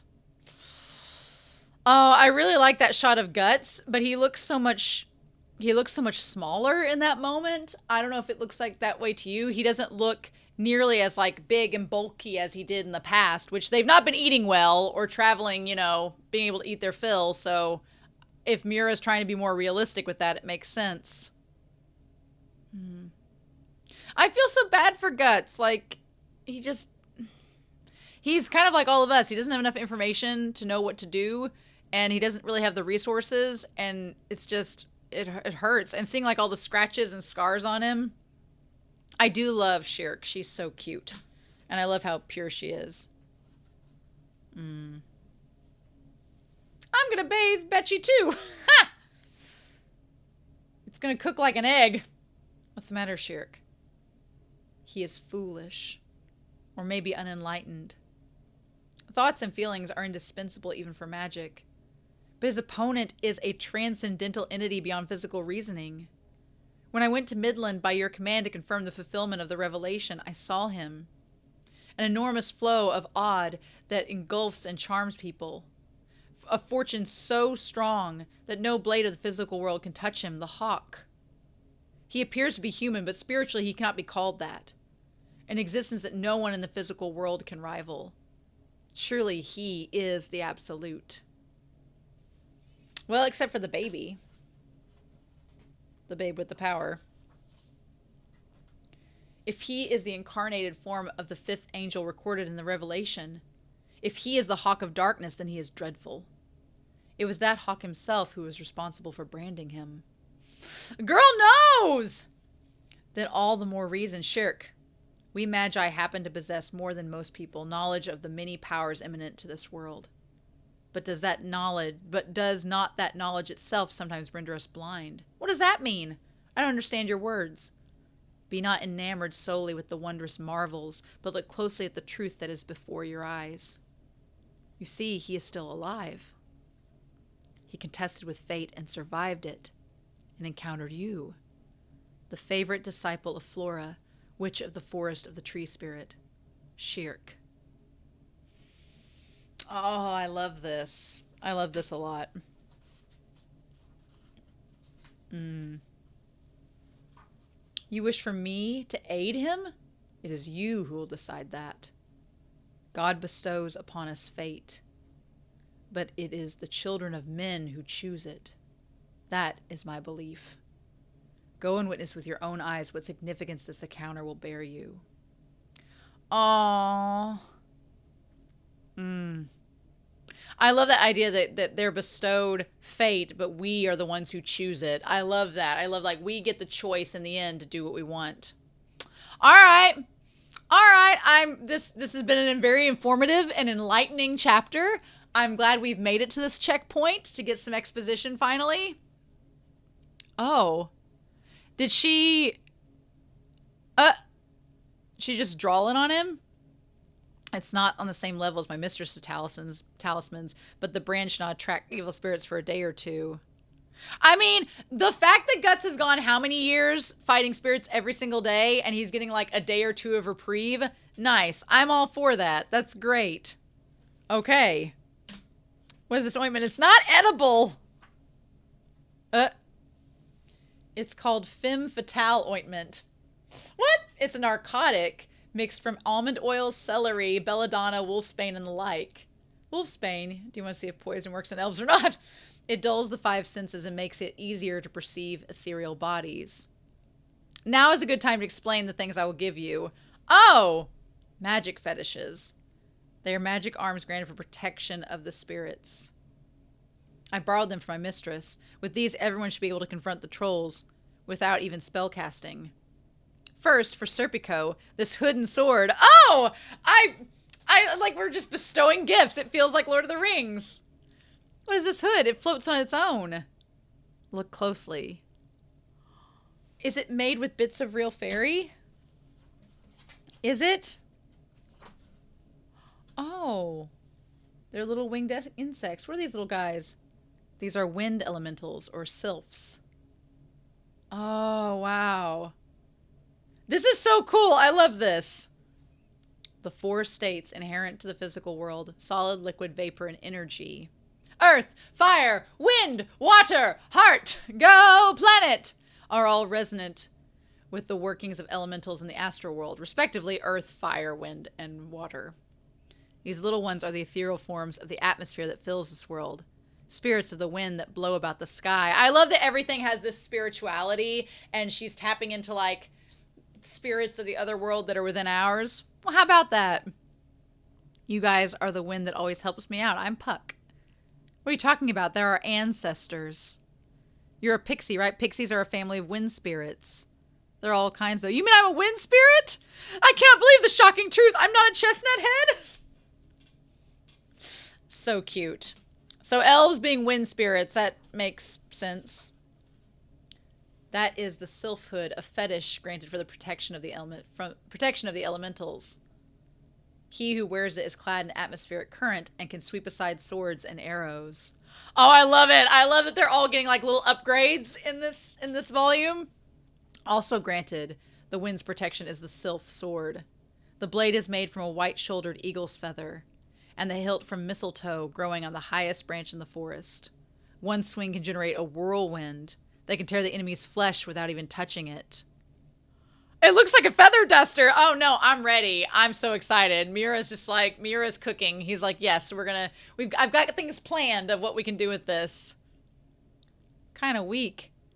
You making fun of my family? Now, Serpy, witness all the power of my brethren. Oh. Oh, I love it. Oh, that's so cool. Yes, yes, please. Yes, please. Well, this is quite handy. Yes. Oh, neat. Where's mine? Where's mine? Ain't my troops overwhelming? For you, these. A dagger. I don't get a sword or a spear. We have no arms for children to use here. This dagger is glowing red. What are these small squirming things? Lizards? They're fire elementals. Salamanders. The blade of the salamander dagger is magically crafted from molten lava. Cuts made with that dagger will ignite and burn as if it's struck by a hot iron. Oh, wow. Salamanders are hooligans. Don't brandish it so recklessly. Oh, I love it. Oh, yes, please. I like that Serpico's like, or should we be giving him this? Is this safe? Are we good with this? Those are consecrated berries. You can scatter the trolls if you throw them at them. They are at best for self-defense. If it were up to me, I would not bring along someone as unbridled as you. But my mistress commands it so well. Please do your best not to get in the way like you did before. Oh my god, I love it. So now what? For our ladies, Farnace and Casca, silver chain shirts. Yeah, give them some mithril, please. They need the mithril real bad. And a silver nice for Farnace. Silver has strong talismanic properties. When it comes to the use of fetishes, please envision the faint figures you see now as clearly as possible. Their efficacy is realized by the strength of your faith in their astral power. And if you use this power, don't forget to appreciate the elementals. In the end, the power of the fetish depends on them, not you. I like the Serpico's like, let's work together. And Puck's calling them his elite soldiers. And Isidro says, let's do these fire things. I wish Casca got something other than just the shirt, but whatever. And I like that she's like trying to give him the axe. I don't need it. I want to take into battle what my hand knows best. Well, give Casca the axe. Give her the axe to use. Don't just leave it sitting there. The sun's coming up. Let's get moving. Where's my super awesome? What does he say there? Zachary Maru? Screw that. I like that he tries to have it. Oh. Why does she say what when she looks at the blade?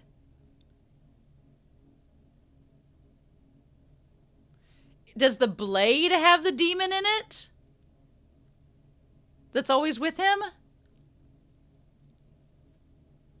But Godot made it. Why does she look at the blade? This is a mysterious place. I've never seen such a large tree before. The scratches and bruises I had are gone. Your physical bodies have adjusted the forms of your essential ethereal bodies.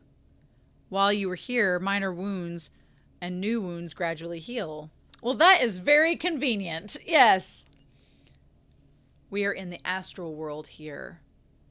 The interstice straddles the astral world and the physical world. Due to the cursed power of the brand, you exist primarily in the physical domain of the interstice, where the astral world is perceivable. This forest is a slightly deeper astral domain of the interstice than one may yet enter physically.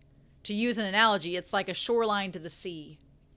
Be that as it may, as long as the mistress of the mansion does not invite approach, regular humans cannot visit here. Even the eyes of those with strong extrasensory perception at best would appear to be a mirage. But you, who are in the same layer, reached it without any problem.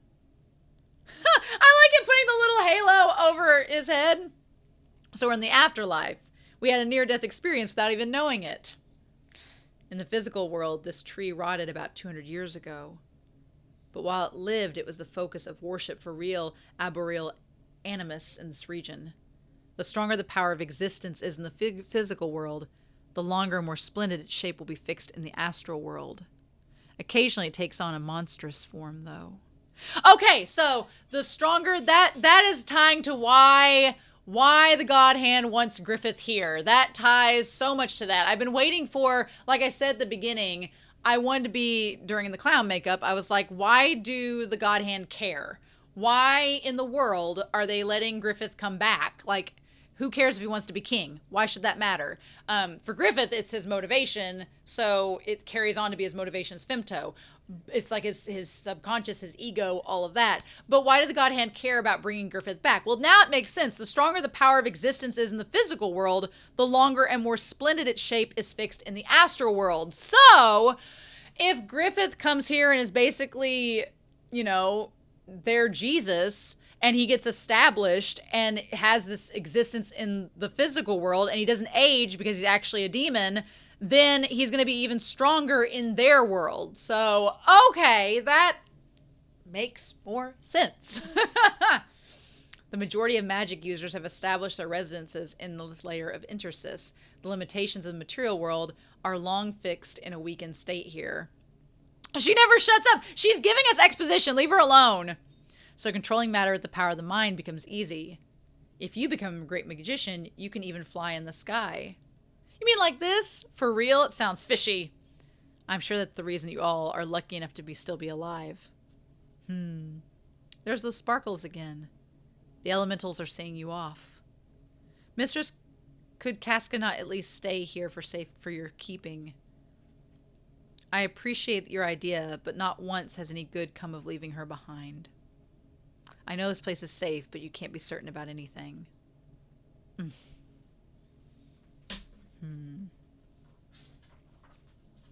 In that case, I want her somewhere in reach of my sword. Yes, that's the path you've chosen. I suppose that will also be your protection from hellfire. Yeah, so she's like, Casca is literally the thing keeping you from becoming a demon, just so you're aware. I love Schierke. She's so cute.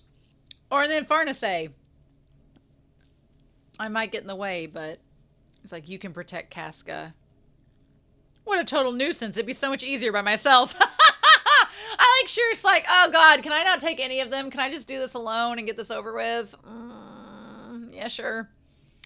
I like that Farnace has accepted her relegated role as babysitter. Especially him. I will return. May the blessing of the spirits be upon you all. I love it. I love it. Oh. Oh.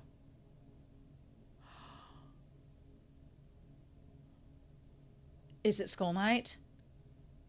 Or who is it? Or is it one of the God Hand? What? Guts noticed in the window. You were here then. You should have said something. Really, what bold children. A touch of uncertainty, though. Are you satisfied now?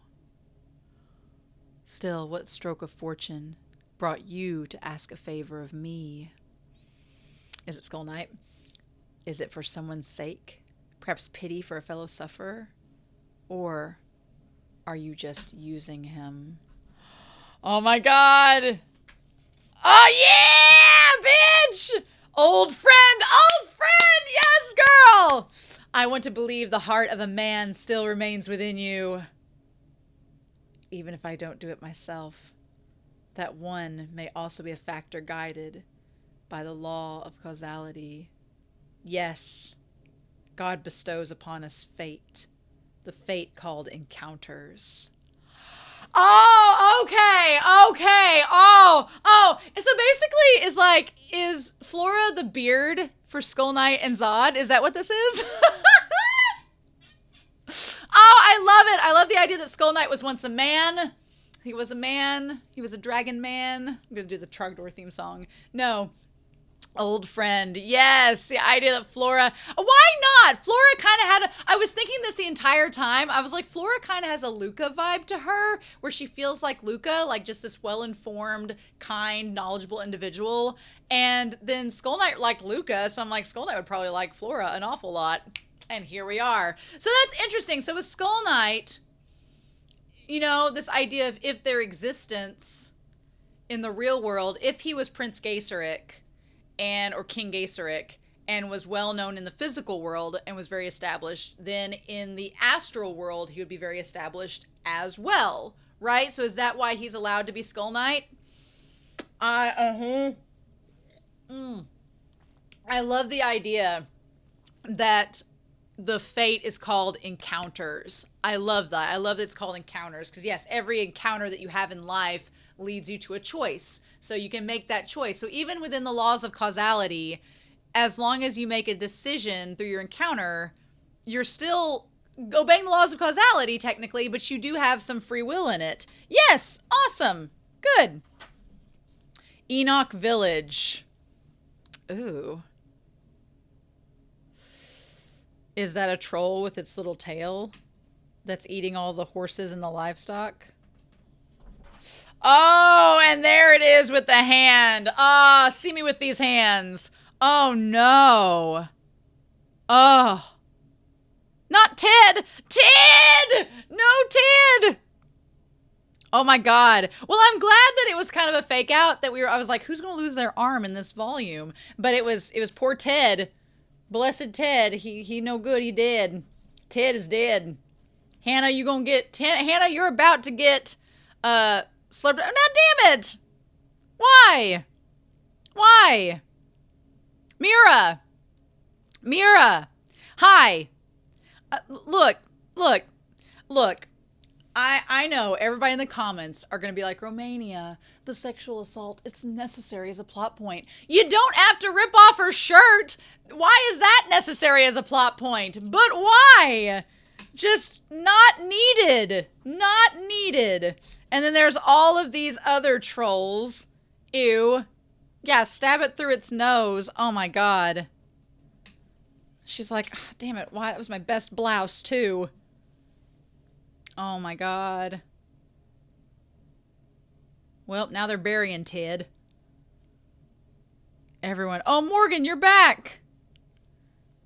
Ted and Horace. And Hannah got carried off. Well, Ted was attacked by a standing guard at the livestock barn. Well, shit. A whole pack ganged up and beat him to death. What? Oh my god, what? Oh my god. They were only married 4 days ago. Ted and Horace were the best of friends.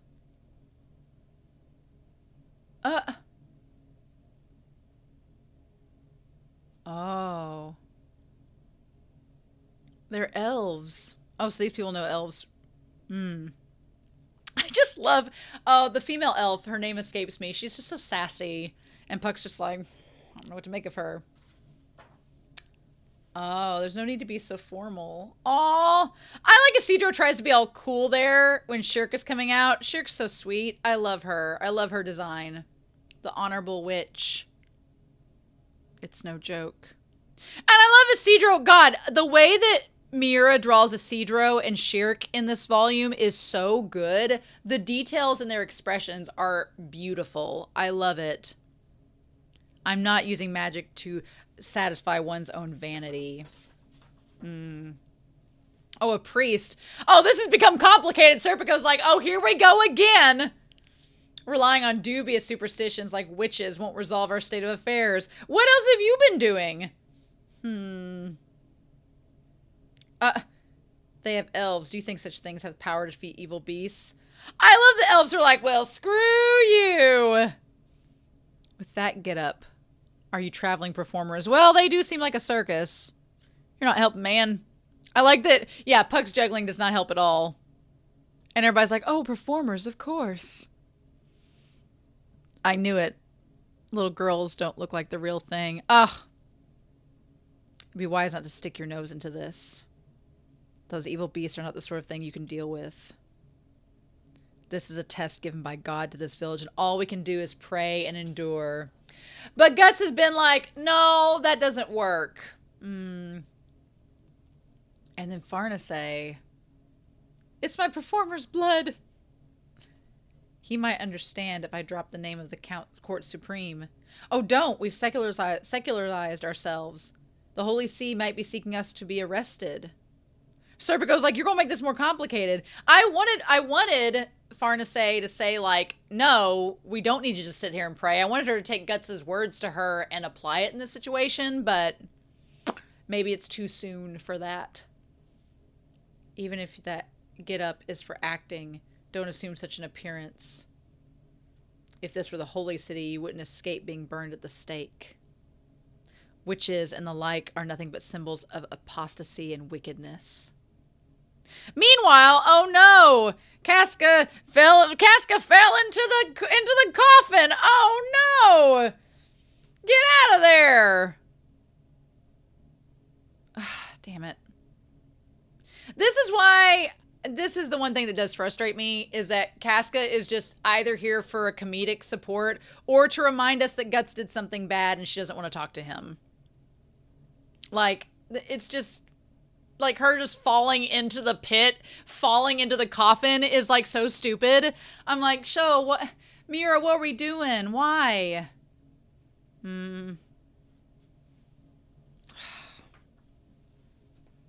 Okay. Yep, we owe you one. Look at that sword. Is it real? And that left arm. Go and witness your own eyes. What significance this encounter will bear you. Yeah, Schierke definitely sees something up with Guts, but what is she going to get out of it? What does she know that we don't? Ambition and reflection. Tie this around your finger. So we can use thought transference. What? Oh, you guys are going to be able to are you going to be able to, like, communicate telepathically? What? Will this allow Casca to do this? Will this allow Guts to talk to Casca? Will it? Will allow her to communicate with him? What? What? This makes use of a technique called contagious magic, in which a part of the subject is used each time the spell is cast. Like cursing someone with a nail or a hair, like voodoo, basically. To a certain extent, every human is capable of directly exchanging thoughts, but for that, it's necessary to connect their odd or their spiritual magnetism. With those hairs attached to you, your odd fields are subconsciously adhered to mine.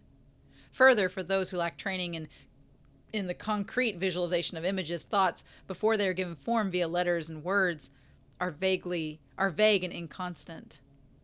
Until you are accustomed, please sound out the words distinctly in your mind, and if you master that thought transference, the communication of intent far beyond normal conversation becomes possible. Just with you, anyone else? That is impossible so soon. And so, in regards to this troll slang, I want everyone to abide by my instructions. Oh, come again! Well, that ain't funny. Just because you can use a little magic, you're not going to act like our leader. Who's going to be wrapped around the finger of some little goody-goody like you? It makes the most sense. Being the magic user, I'm the only one who can grasp the entire progress of the battle and convey it to everyone. She has a point. When it comes to trolls, a witch is the specialist. Well, fine by me. The brute slaying was her job in the first place. Salute your CO, sub-private. Son of a bitch. Dissertation means the firing squad, sub-private Monkichi. What is his problem? He wanted some say in this. What's Casca? Are they curls? Is her hair curled? I'm like, will this allow Guts and Casca to speak? That'd be amazing if it did. Although everybody would hear what their problems are. A one-handed sword grip throws me off balance. That witch apprentice just joined us and she gets to call the shots. Oh, come on, Isigidro. Guts and the others sure got coaxed in it by that pissat shrimp quick enough. Just when you thought it was your turn to play superior to this little girl, even more hayseed than you, suddenly you're treated like a monkey. What's more, she steals all the glory and you're left in the cellar. That must sting. Quiet, you! Oh, there's Morgan. What we doing, Morgan? Interesting. Before the new highway was built, from my grandfather's time on back, it seems this village flourished as a lodging town in the old highway. Nevertheless, we won't just lay down and die, eh? I have high hopes for you all. No problem, I'm a military man. Why are you traveling with them, son? Are you a follower of that black swordsman? No, I'm not. I'm in the middle of a knight-errant journey. I got a contract with Guts that'll teach me the sword. Though, officially, you're the lowest disciple in my school of elf dimension style. Difficult, incompetent disciple, mind you. That swordsman's a strong fellow, swinging that gigantic sword around. Oh, you think? Ain't he just strong? He's a beast. Compared to him, those trolls are just pygmy marmosets. Oh my god. Even now, I get chills down my spine when I watch him under the moonlight. Actually, I can't tell who's the real beast. He's a monster that eats monsters. That's a really good shot of Guts, by the way. You sure admire him. Admire? No, I don't like that word. I'm using him. Well, I guess that's where my sights are set for now. Really now. And perhaps for now, I'm his master, you'd say. Oh, but this little old version! Already deep into the dark side, this young one is. Oh my god! Puck is Yoda. Come on now. You got family? Who cares about that? You're a stranger. Why should you care? Well, yes, but aren't your parents worried about you? What about you then? What's your family thinking, letting you run around looking for a witch at your age?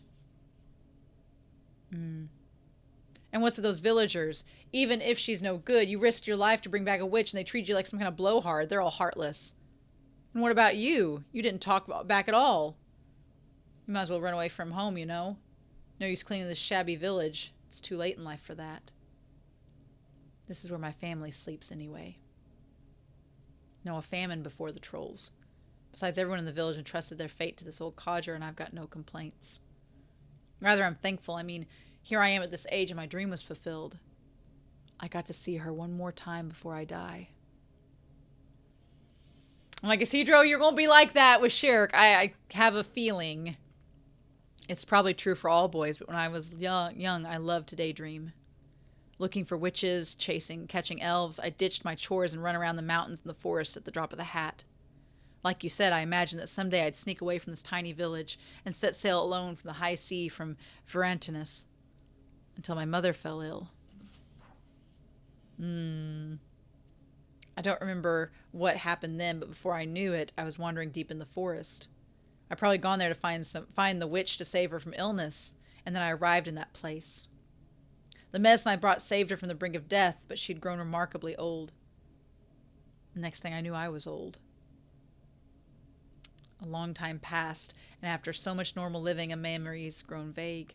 But it always stayed stuck in my heart, the one adventure I had, whether or not it really happened. She waited for me, though, deep inside that forest, unchanged as she used to be. That alone wasn't enough for me. Oh, stop with the crappy story! Now's the time for the young. Don't talk about old depression days. You grew ancient in this rustic little village, holding on to your petty little dream. Don't lump yourself with me. I'm carrying out my goals. Oh, teen angst. If I gotta listen to any more of your stories, my own ambition's gonna grow mold. See ya. Oh, you were there. That boy has a high opinion of you. Meanwhile, I don't like this place. Yeah, because the White Hawk is there. When the trolls attack, if the villagers hole up, it'll probably be here. This is the only place to set up. I have to stay level-headed about this. But this place where the church was built. Oh, why are these guys getting on to her? What's the big idea? Go away, witch. Blow him away with your magic. Ah. Is Guts going to show up and be like, nah. Yeah. Are you inspecting the area? Nice timing, thanks. I like that they just ran off. Thank you very much for being a quick wit at the cemetery. I think lying so casually to get into the village could come back to haunt us. I'd say the old lady trained her well. Yeah, I love Schierke. She's so cool. Back there, wasn't there something you wanted to say to that priest? Not just to that priest. I think that every human in this world, that all of them are mistaken. You tell him, girl. Okay. The hill upon which this church was built. I like this. So, Troll Raid. It used to be a shrine to the spirits of this land. Many of the Holy See's churches are that way, literally crushing the sacred places of the spirit faith where they were built. The current doctrine of the Holy See is nothing more than a tool by which to display its own political power. People invoke the name of God when going to war. They invoke the name of God when seeking salvation, and over, never tiring. I like this idea that she's like, hey, y'all built your church on some sacred burial grounds, so maybe you should not have done that. When the key that saves them may be hidden by the very ones they are trying to forget. Oh, wow.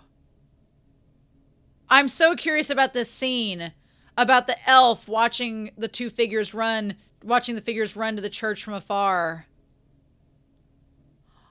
Oh, I love this idea. Oh. She says that they would go around to the villages and conveying the spirits' voices to people and teaching about each season's weather and healing their sick. Who knows how many people were saved by her magic? But when the Holy See's sphere of influence spread throughout the region, they began building churches. As if they had made a complete turnaround, people ostracized her and drove her into the forest. Just Miura casually, having some organized religion discussion.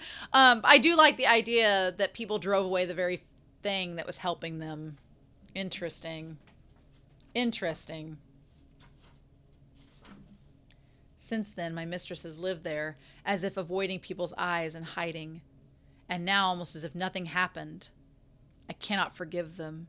If not for my mistress's command, who would bother with such a place? Then call it quits. If you don't feel like it, there's no need for you to endanger yourself for a nasty bunch. That old lady's going to die soon, all the more reason. I like Guts is just like, well, if you don't want to do it, don't do it. Someone tells you to do something you don't want to do, but you do it anyway. That's a fool's errand, just kidding around.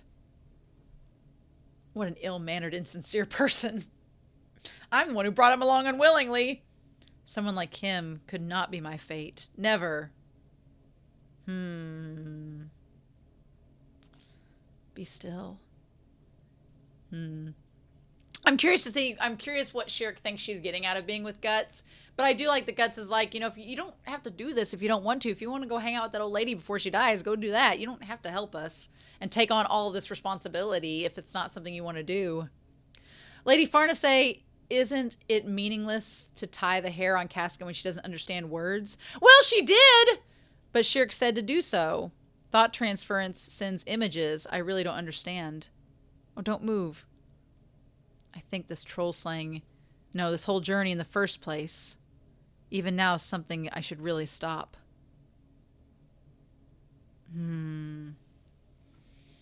Okay, Casca.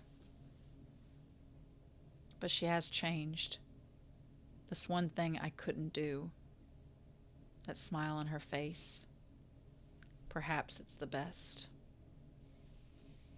As much as I like girl time here, I'm like, this whole string thing, if it can lead Casca to figuring out how to speak again, that'd be amazing. That'd be great. We've wasted too much time with her not being able to do it. That'd be great. Fettered, the wind, spirits of wind, fettered to nothing, blowing everywhere and anywhere. It's ironic. What they are what is most alien to me. The idea of him being able to go anywhere and everywhere and not being tied down. They're here. The trolls. To the church! Okay! Alright, so there's like a little, she can telepathic, yeah. They all heard her. Okay! Alright, well, it's a start. Oh my gosh. Okay, and here come all the trolls with their axes and everything. And their giant ass noses. Oh, 100. No more of those damn things. They've run out of things to steal. So they're going to eat everything. And everybody's going to come to the church. Oh, it sure is handy. Okay. Oh, no. Oh, my God. They're already here. Why didn't it work? Schierke's words. Oh, you got to get it right. You have to imagine. It felt like this. Oh. Okay. All right. Okay. That's fair. All right, Serpico. Oh, man.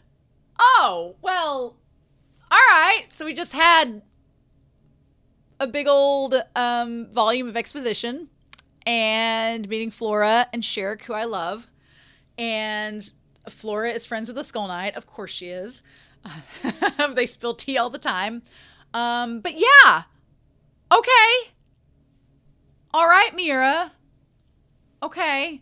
I was wondering, I'm like, with Schierke, I'm like, is she going to find a way for Casca to gain her voice back? And if she's able to telepathically communicate with Guts through this hair, eventually, I know Schierke's saying it was just communicate with her, but the foundation is there for Guts and Casca to maybe eventually transcend that and talk to one another.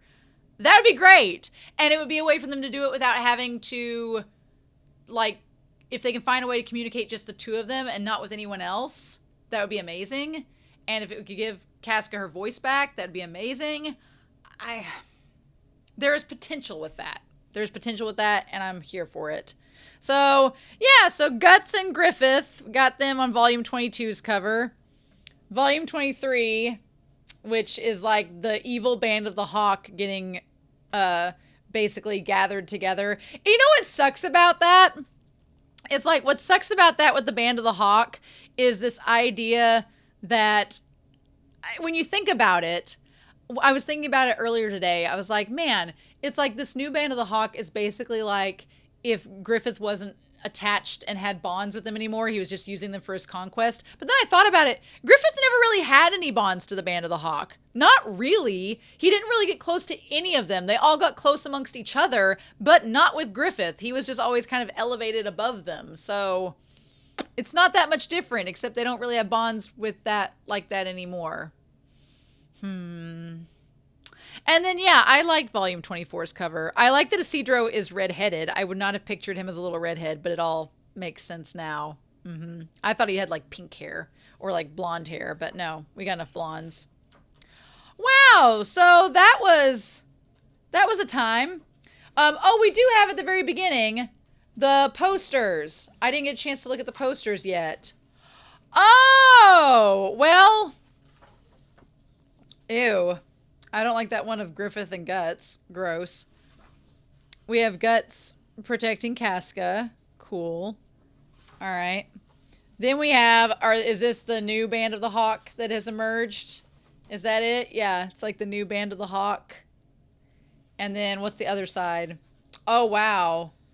Them going through the bog.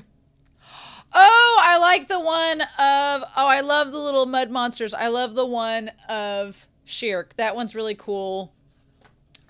And Isidro's on the other side of it. Of course he is. Uh-huh.